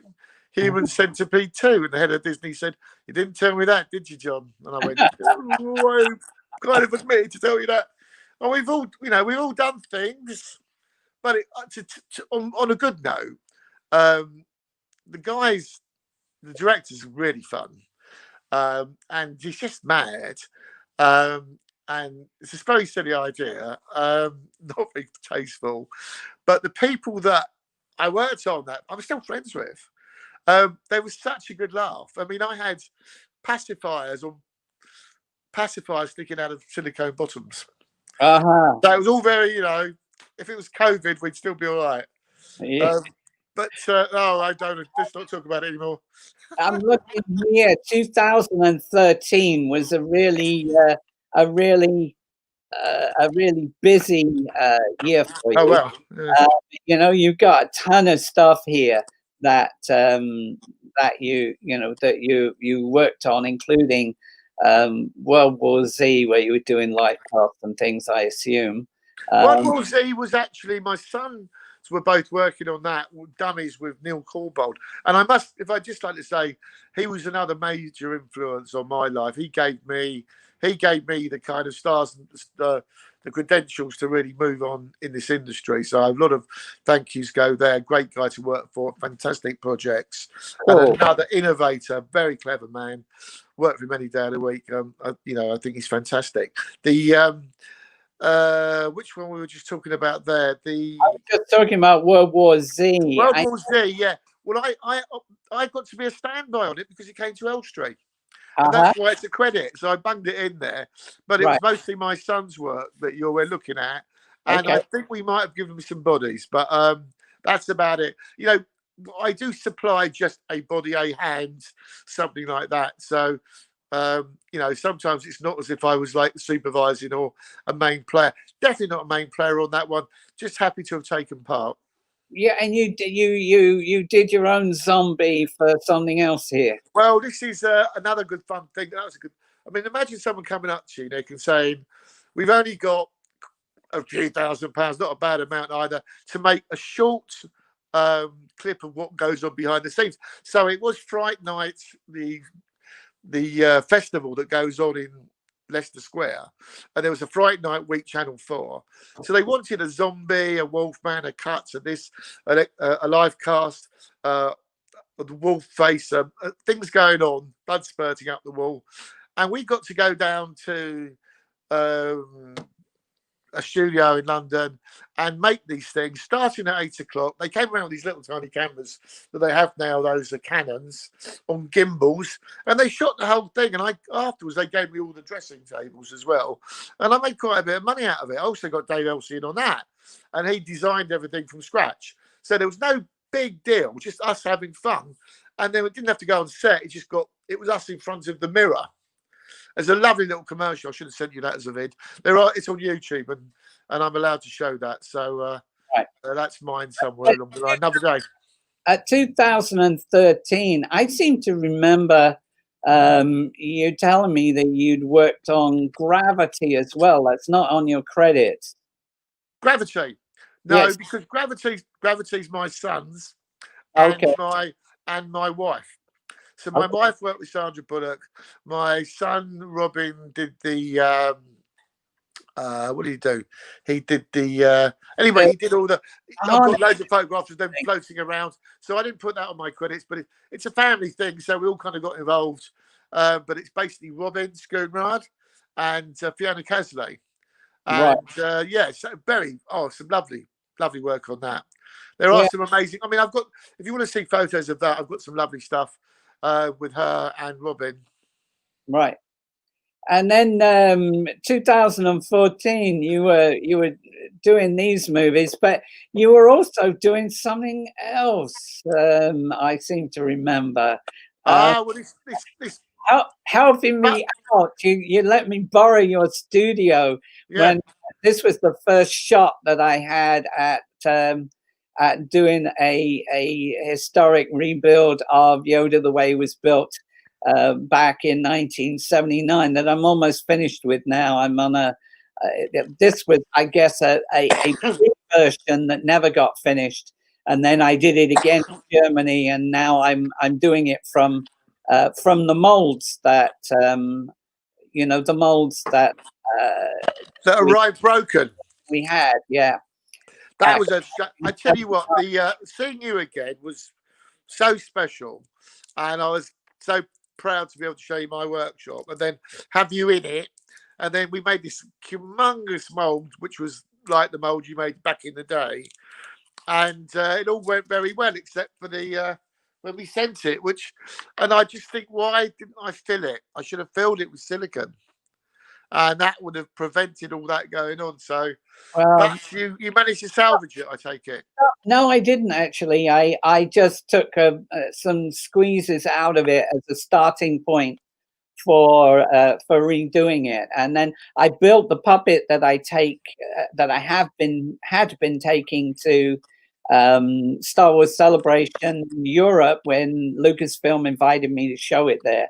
And then now I've got access to all the original stuff that came out of all the original molds. So I've reverse engineered from the original sculpts, and that's that is largely the figure you see behind me here. That's gorgeous. It's just like the original. I just restored what was done. So I used the reverse engineered part to turn the old relics into sculptable form, and then restored it and retextured it and made all the molds from scratch again. And I almost have that finished now. So it's it looks amazing. What do you think of the little fella in The Mandalorian? I like him. I think he's Sweet. cute. Yeah, no, I think he's nice. I like him. He's obviously, there are times when because when you make something that is small, you are very limited by what it's able to do. Yoda had Frank Oz's arm inside, and so you could get a lot of emotions and other things out of it. The little Yoda, I think, baby Yoda, sometimes it looks a little mechanical, but I think they did a great job. I probably would have also made an oversized version for close-ups that could have been puppeted like that and could have gotten more expression out of it. Something that was 4 Yeah. times the size just for the close-up. I've done that. I did that with the heart though. They wanted a realistic heart beating and having to go through all the trauma of having a heart attack. So I just made it 2.5 times the size. It made everything so much easier. Right, exactly. So what else we got here? Yeah, I'm looking here. We've got stuff from Kingsman, right? Damon, fantastic. He's a incredible stunt guy. Incredible. Cool. And then, you know, there's a bunch of other movies here going down to Ian McKellen. Yeah, that's another link to Dave Elstree. We live cast him for a prosthetic nose for Sherlock Holmes. Right. There's my there, and that's what I do. When I live cast people, I ask them to take an eye line and to keep their head looking at that angle. And invariably, they drop their head a bit, but that's okay. If they keep the headline, fantastic. But a lot of people, when they get a live cast, the weight goes on, they tend to let their head go down a bit. So I start up there, and that's the way to do it. We also notice that there's no bald cap, it's all Nivea. Which is something that I do nowadays, and I just towel it out. Because I worked on a film called Never Ending Story, and lovely actor called Freddie Jones came in. He had this huge beard, and I went, what are we going to do? What are we going to do? So we put it in Nivea and really sculpted it down. And then we got him out of it, and it was fine. And then he walked in, and he had this, and I was worried because before, a friend and I had done a Nivea fight, tried to wash it out of our hair, it all gone wrong, ended up having a haircut. So we didn't know what was going on. So he came in and this beautiful beard. And I said, how did you get the Nivea out? He said, I toweled it out. So ever since then, I put Nivea on people's hair, buy a load of brand new towels, and I just rub it all away. And you get this lovely, healthy, shiny hair that's not greasy or anything. It's just, and it's very good because we used to want the hairline, didn't we? We used to mark it and things like that. So that's an idea of mine of Nivea. I love it. Yeah, we used to, for beards, we used to use Vaseline back in the day. I seem to remember. But this brings me on to some stuff which may be later. I know when I was in your studio, your workshop, that Tristan was working with 3D modeling and scans, etc. And I see that we've got, you know, a scan here that presumably comes from around that time when you were doing that live cast.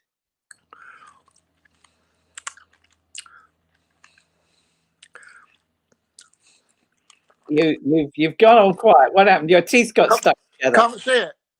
I can't see it. Yeah. Oh, I am so sorry. Yeah. I just rattled through some stuff there. Yeah, exactly the same time as that. Yeah. Tristan did a scan of me, but I never got a printout or anything. I think it's there.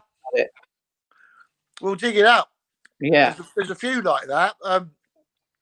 But that's usually, I'm having a cough sweep because otherwise I'll cough. That's all right. This actually, Jerry McKellen out from that. You can see that he's got his eyes open, very natural. I've got his head cast as well. Yeah. Of course, he's got his eyes shut. His demeanor is completely different. So this is him. Is this a miniature? It is. It's tiny.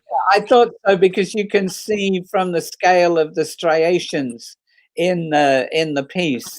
You know, the problem with the 3D printing is that you certainly the way it is right now, you lose the texture, and that's always an advantage that a live cast is going to have. Yeah, sure. But something like this as a former for doing prosthetics that you're sitting on top of is really ideal, and a lot of the time that's what that's what you need. Yes, yeah. You can put the put it back in afterwards if it's going to be a dummy or something. Yeah, Taron Egerton, bless him. He's a top man. Yeah. What has he been? He's been Elton John. He's been Robin Hood. He's Kingsman. The guy's just one of the nicest young actors I've ever met. He's a super guy. So easy to work with.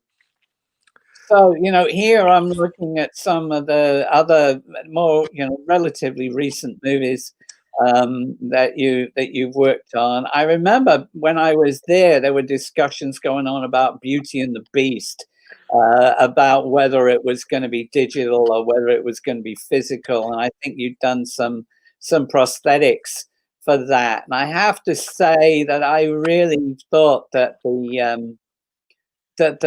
that going digital was a big mistake. Well, I think they could have. I mean, the thing about it was that they had 3 people that were, let's just say, digitalized. There was the actor. There was there's 2 stuntmen. One was a dancer, and one was a purely for stunts, physicality and jumping around and fighting and stuff. And initially, this is a tricky one. Dave Elstree asked me to come along and with some people. Again. And basically, I think I've got chili in my eye again. I rubbed the eye with the wrong because my eyes got watery. Anyway, you want to stop and do some eye drops or something? I don't know. I'm all right. It'll be all right. Anyway, to get back to that situation, I think I'm NDA'd up to here. If you get my meaning, but I say that the overall look of that amazing animal creation was Dave Elstree and his lovely wife, and it was great to work on. It was really good. It did go very CGI in the end. Yeah. Yeah, the problem I'm seeing there though is that it just looks very. I'm not talking about the design. I'm talking about the execution. Looks very, very digital. Yeah. We were kind of like a bit sad about that. We wanted to make it a bit more real, but there you go. They went that way. I want to know what you did on Wonder Woman. Well, I don't know what she's doing there. Perhaps just because I like her, but we actually did supply a baby, and. In the film, she walks by this baby, and the guy goes, "That's not made of clay, and that's our baby." Okay. So I don't. So if it's on the IMDb, it's my.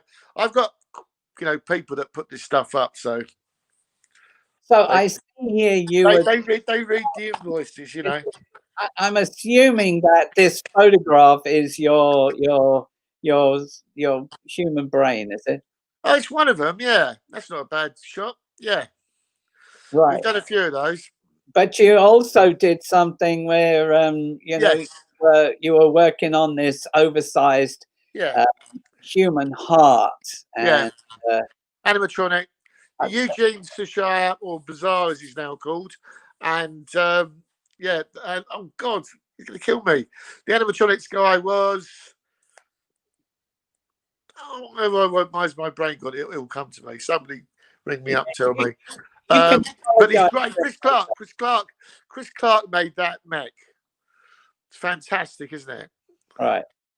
And I didn't know the heart had so many bits going off it, but it's quite, and it still works today. We still send it down to schools and things to demonstrate medically.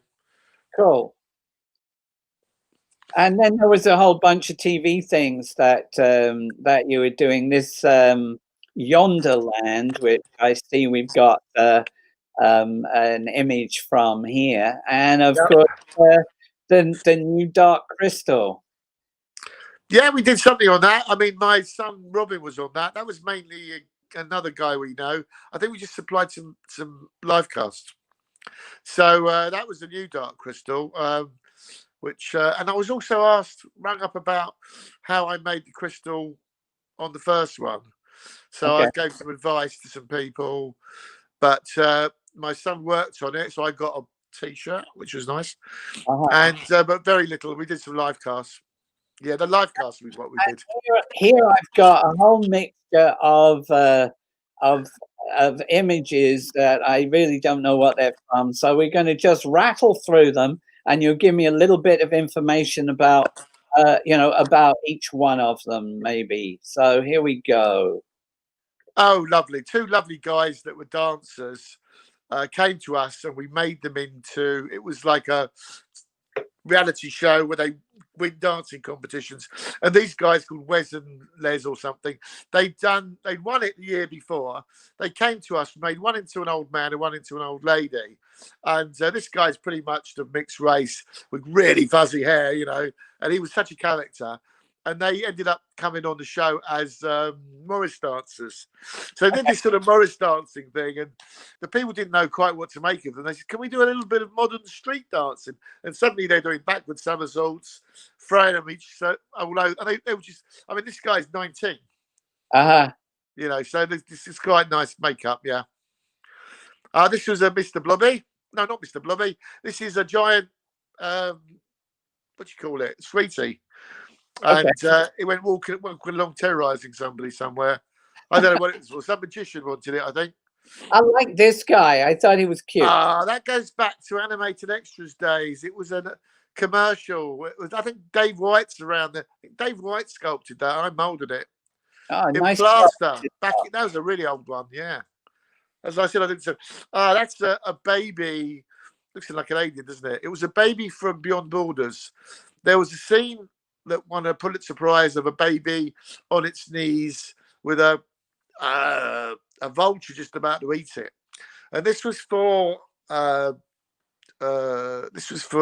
Neil Corbo. We're out in Namibia, and so we made this, but it was kind of like, because he said we want a bit of this and a bit of that, it didn't kind of match up to what when we went there. The kids looked different, so in the end we changed it a bit, but we made some babies from it that worked really well.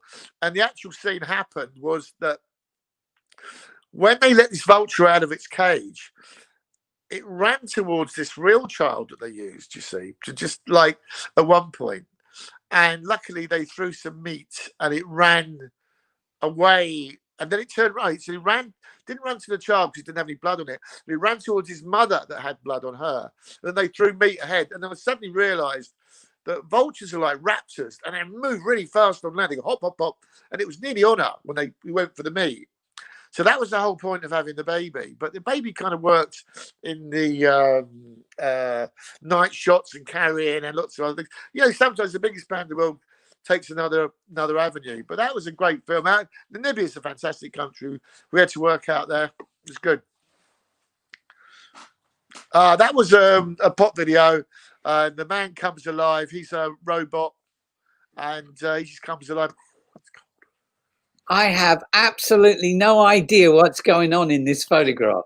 I think they were playing Kick Me Up with a ball. It's Black Hawk Down. Oh, okay. So I don't know why you got that. No, I thought I must have this for a reason. Here's your stag that you. Oh yeah. That stag. Okay, the stag was for Vera, and they wanted a 10-pointer, a 14-pointer, and they wanted it coming off and on and everything. And the stag was so huge, and I said, "Are you sure this is the size?"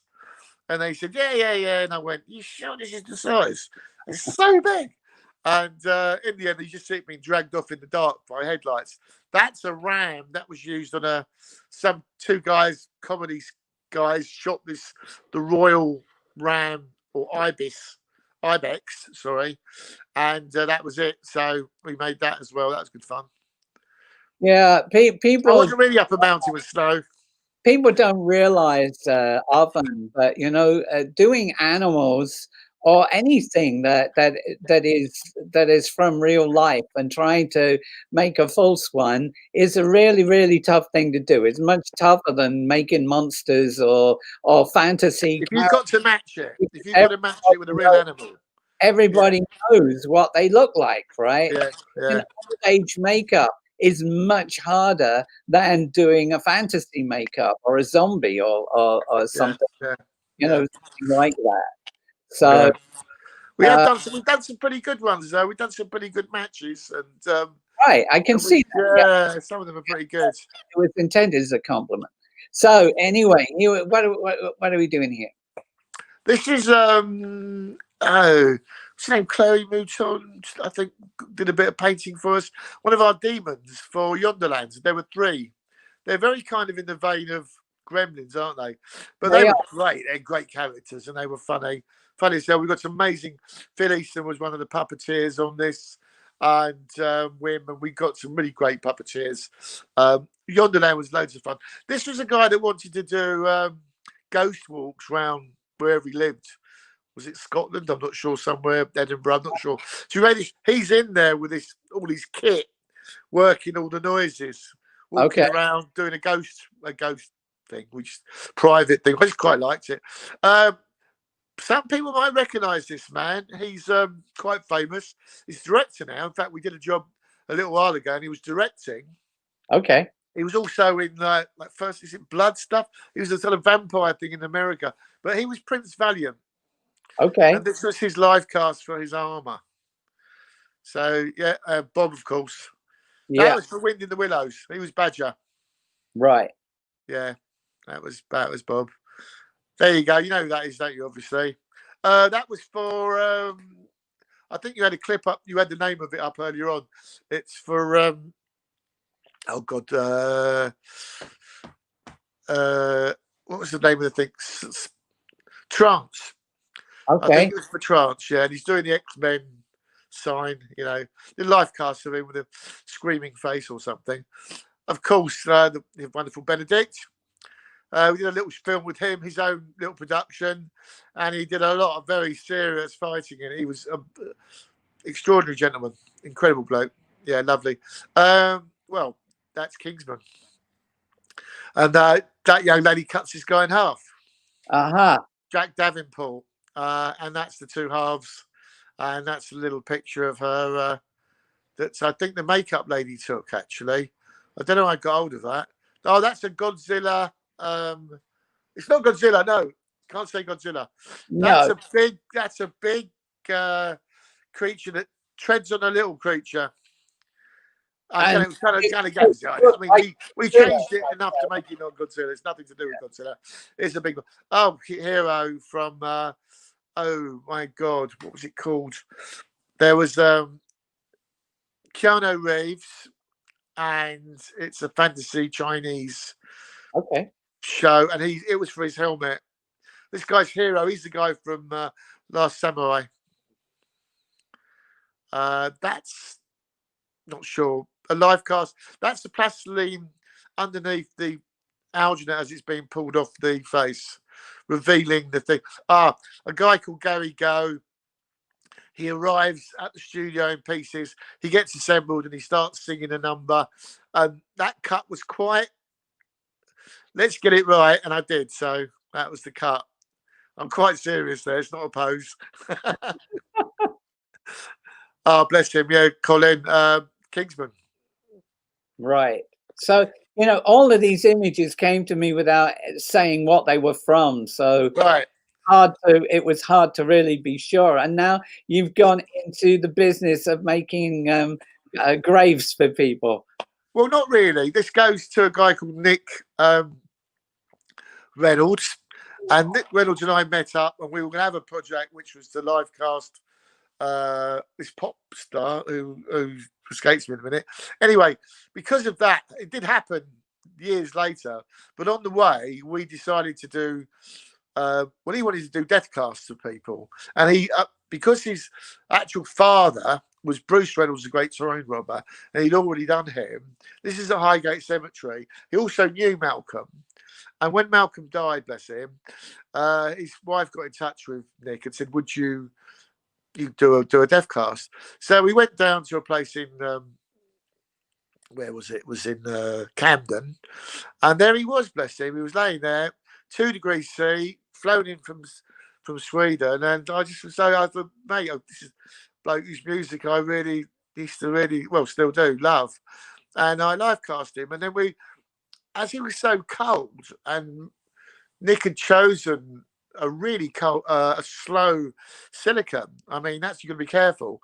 We decided to put it on, go down the pub, put a very thick jacket on it, and the heat of the jacket would do the trick. And we live cast him, bless him, rest his soul. I don't mean to be disrespectful. It was a lovely live cast to do, and it shows. And when we were at the Bruce's funeral, we were there, and his son and I went to look at his head, and I said, "Look, he's got a little smile." And his son said, "Smirk, you mean?" And I went, "Yes, he's got this wonderful McLaren smirk." And it's one of my favourite live casts. That after I'd done that, Nick Reynolds produced it and sculpted it, and then got it all kind of made in bronze and gave it to the family. So and he's gone on to do quite a few like that. He's still a good mate of mine. It's just that we just haven't had time. I'm not going to catch up this COVID thing. He's on my list to catch up with. Sometimes out there, Nick. We've got to get together, mate. Go on. I was going to say, at some point you should come out here and have a week in the sunshine and do some fishing. Do a live cast to me, and we can put that up when I'd love to. I'd love to. Yeah. Well, you should. Yeah, no, you're on. This is definitely. Let's just keep this up before we end up having to sell our apartments. Because you haven't changed, though, Nick, at all. What? Yeah, but you haven't changed. That's the wonderful thing about your face. I've changed it. I got a bit. This grey wasn't there when we made Lifecast, Lifeforce rather. But you were always you wore your heart on your sleeve. Yeah, I did. And I think that there's some bastards out there, and they weren't too good to you. And I felt I could see you weren't getting a fair shake of things sometimes. Yeah. But that is it. Also, seeing what happened to you taught me also to watch my back and to be careful. Yeah. Unfortunately, we worked with some lovely people, and I remember, as this wonderful thing behind me, sculpted by Keith Schultz. He also did the Raiders Lost. So he just recently passed, and I remember him saying to me, and one day he was wearing a knife sticking out of his back in his paper suit, and I was going, "What's that about?" He says, "It's the backstabbers. They got me." Yeah. And I just said, "Well, there are a lot of backstabbers, but there's also a lot of lovely people, and they recognise one another."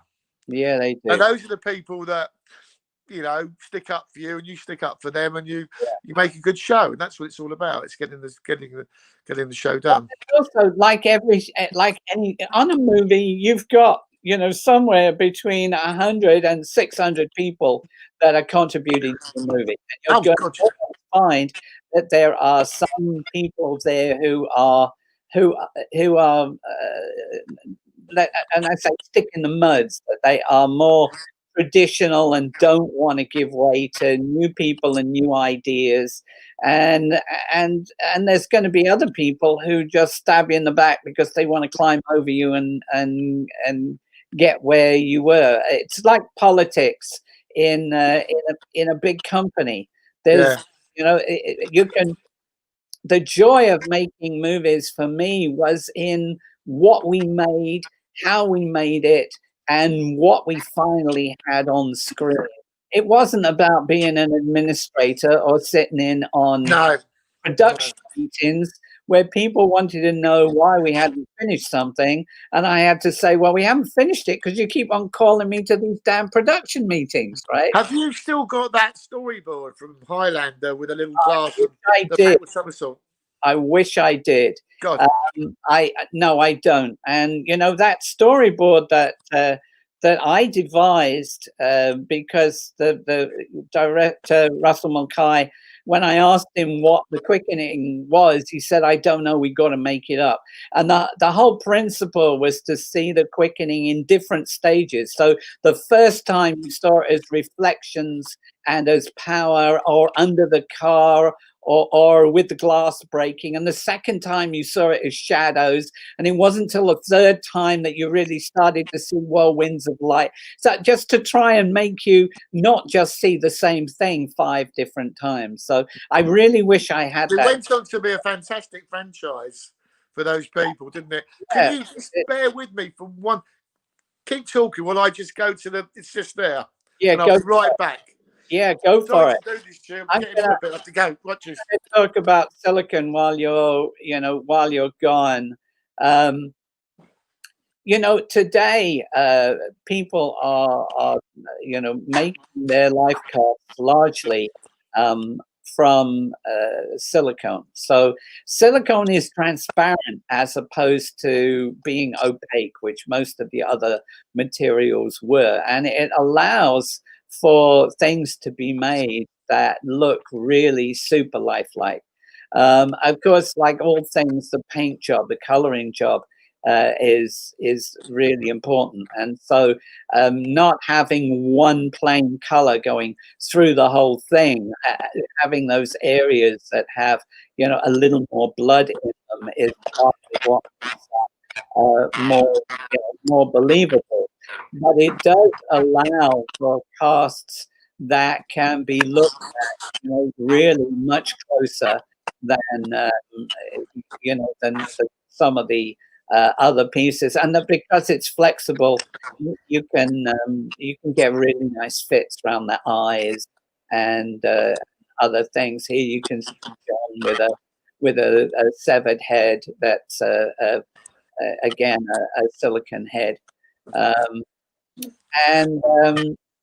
there's a lot of things that look more believable in silicon than they would have if they were made in fiberglass. Although I have to say, the paint, it often comes down to the paint job and how artistic that person is. I'm not sure what's happening here, John. Well, I like that picture. It's a stuntman. It's from Kingsman, and he had these braces, and I actually went out and bought these braces. They cost me a lot of money, actually. They cost me about 200 quid. Yeah. Just have these braces, but he's part of the fight scene in the church. Okay. In Kingsman, which is a famous, a fantastic fight scene. Okay. And so it's wrapped up in a bit of cling film, but I just thought, that shows you an action kind of expression, but just sitting on a bench. So I like the shot. This guy is also from Kingsman. He actually bends down and pulls. He's got a hand grenade in between his knees. He bends down and pulls the pin out, blows himself up. Another nice chap. This is where you're doing the life cast, or this is a dummy? This is the dummy. Right. Exactly. He's getting hair punched. Yeah. Exactly. And for those people who don't know what's happening down here where my cursor is, they're taking loose hair and pushing it into the silicon so that hair by hair you can build a beard, or you can build the eyebrows that you see here. So you've got a life cast, you're making it in silicon. Yeah, certainly a certain amount of the artwork is normally done in reverse as the silicon is going in, and then there's other paints and colors that are added afterwards. Here you can see a life cast of an older lady, and I'm going to assume that this is the dummy rather than that you have. Yes, you're right. Yeah. That's the dummy. Yeah, it's good. And down to these paint jobs, the artwork on these is what really brings them to life. Yeah, lovely. That was from a live theatre about some cannibals that apparently a true story of some monks that were looked up by the Germans way back in the war, and they ate each other, and it's part of that. Some of it's a bit unsavory what we have to do, that's for sure. Yeah, well, that's what we're asked to do, isn't it? Yeah, this is a mask. This is an old age, a mask of an old man. Right. This is a pullover mask pullover mask. It's a complete sculpt by Eugene Bazaar, our resident guy, and it's a complete sculpt. Wonderful work. It's a nice sculpt. Nice paintwork too. Yeah. Del Toro. Yeah. Wolfman. Wolfman, right? Exactly. Yeah, character. This was kind of effective. It's a test for tasers, and I literally just glued these little buds onto my forehead and little bits of blood, and then put some tension on and pulled the skin away. It didn't hurt, so that we could then do it to the actor. Cool.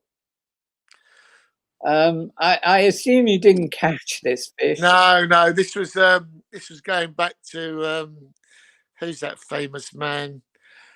Hemingway.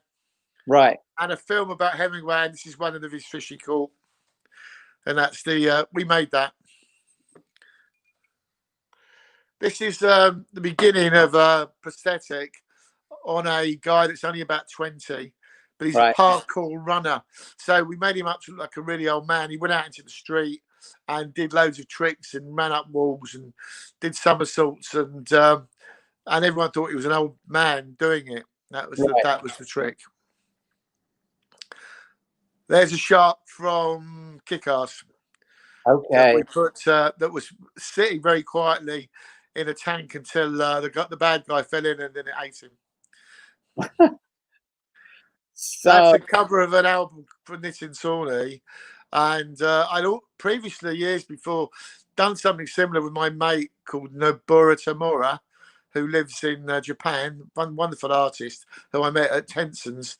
And so when this guy turned up with Nitin, he said, have you got anything original we can do? So I said, well, let's try that.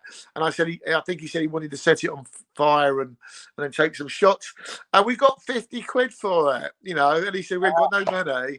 Anyway, about 2 months later, I'm driving around London. There's a poster of this on every wall. Right. And it was the album cover. I'm just, of course, that's not the money. I was just really pleased to see it everywhere. Yeah, well, and it was on every wall in London, and it was on buses, and then they did it for the second album as well. Sorry. So here we've got some puppets that that you've green screened the puppet rods on. Yeah, they're pretty cool. It was for Mountain Dew. And we did this is Puppy Baby Monkey, head of a dog, and then a spider monkey's top, and then baby legs. This went on to the Super Bowl, and the year that this went on, Beyonce and Coldplay were there, but apparently this stole the show, and it was called Puppy Baby Monkey, and if you go on YouTube you can see it. It's a toy now, and actually people go cosplay dressed up like Puppy Baby Monkey. Is that right? I didn't know that.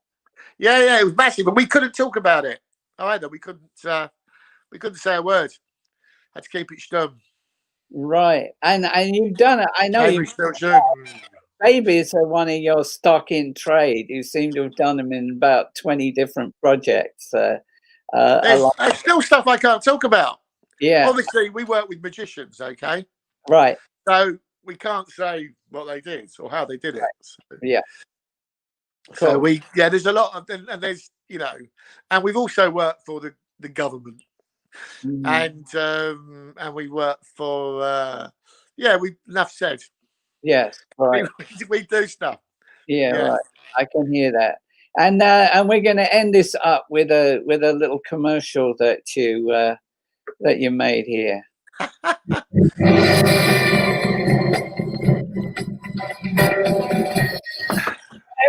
I'm the Minister of Tourism. We're a secret government agency, paving vacations. You know it's a HomeAway.com. Families are getting swindled. Why? Because hotels hate jobs. Right there. No, you're stop. No, you're sleeping on the floor. We need more room. Kids, come on.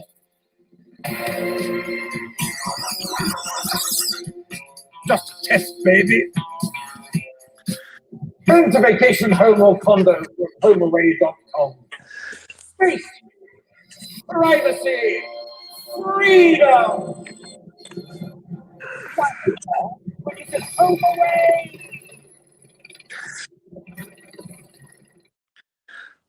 Yeah. What a way to end. I haven't I seen know. that for years. Yeah, there you go. I haven't seen So, that for years. We make better babies now. I mean, I oh, had about an hour to paint those babies, so yeah, I'm sure you God. do. The whole point of that was that it was a piece of fun, you know. So, John, Didn't even know you had that. That's probably my. somehow we managed to fill up 2 hours here. So, Okay. so It would take a week though. Seriously, you know, if we could speak of course, to cover anything like. I mean, we haven't even covered anything of what we did together on your films. I mean, there's so much more of it than just what we've spoken about. So maybe another time. Yeah. Well, I'm going to look forward to that. I'll hope try and that get something a bit more. I'll just send you a bunch of stuff, and I got 40,000 photos in my cloud. I'm serious when I say you have to come and hang out here sometime when you've got a bit of time. Enjoy the beach, and we can, I'd like that. have a few meals and chill out together. Because when I was in London, I was absolutely flat out trying to make the plan, and we never really had a chance to human together. So thank you so much for coming. Lovely to see you, mate. Lovely to see you. Good luck with everything over there. I know that it's killing you at the moment, what's going on, and people should support your museum because it's well worthwhile. It's part of historical history of film, and we need to do something to help that.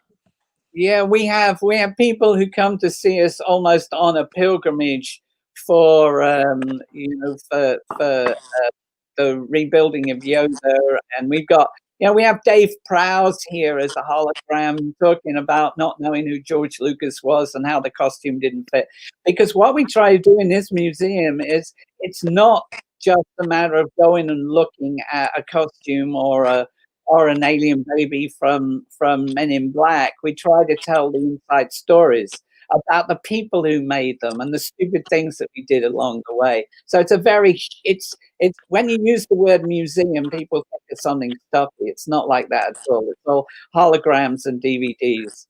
Well, you should go virtual. You should have a virtual journey through your thing, and there's so much you can add to it.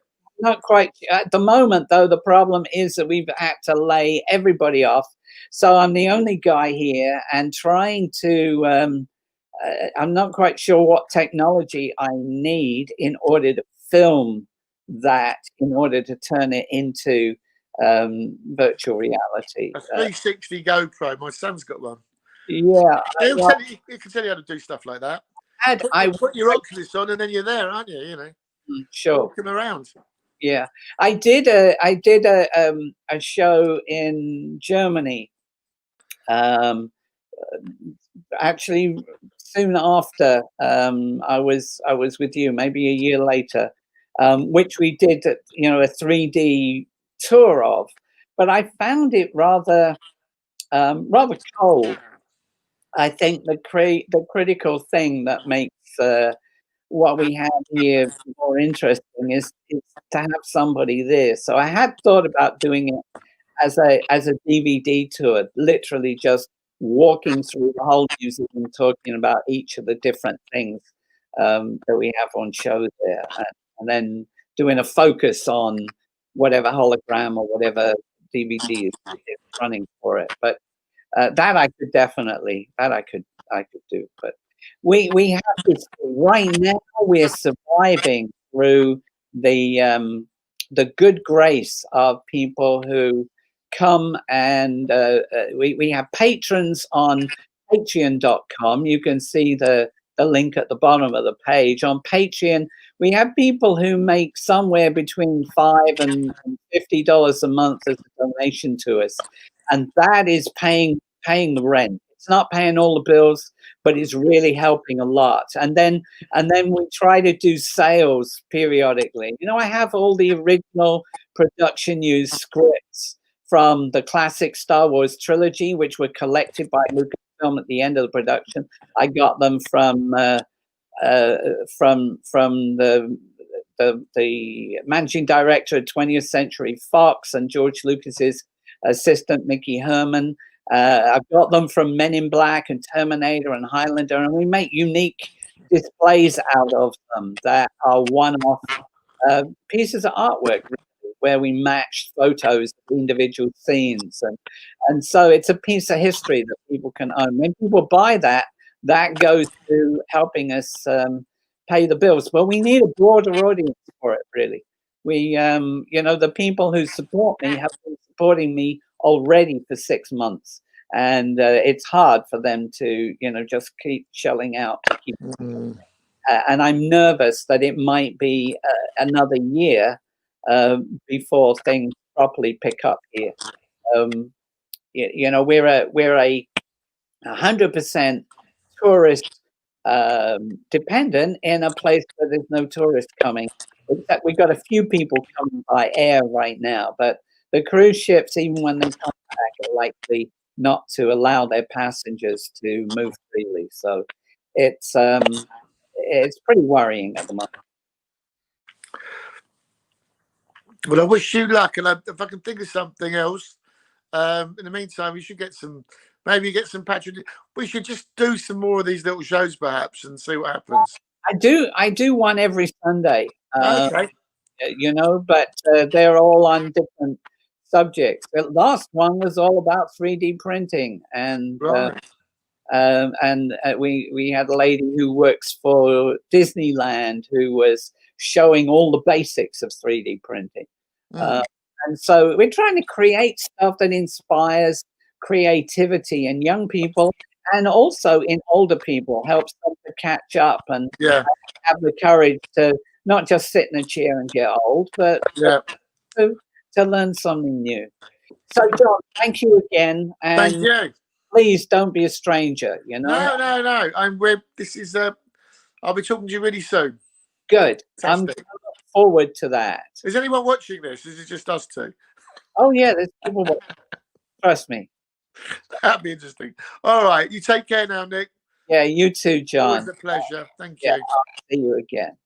So thanks, everyone, for watching. I hope you enjoyed what you saw. If you did, please consider becoming one of our supporters, either through the Patreon link or follow us on Facebook, so you can see what it is that we're selling for our fundraisers each month. We're going through a terrible economic crash from COVID, and if it wasn't for the patrons giving us 5 or 10 or something every month, we'd already be gone. So thank you for being what you are. Our museum is part of a foundation called the Folio Star Foundation, which I founded specifically to encourage everyone to follow their dreams and live extraordinary lives. This is that Yoda guy, Nick Maley. Have a great week, and may the Force expand your horizons and be with you always.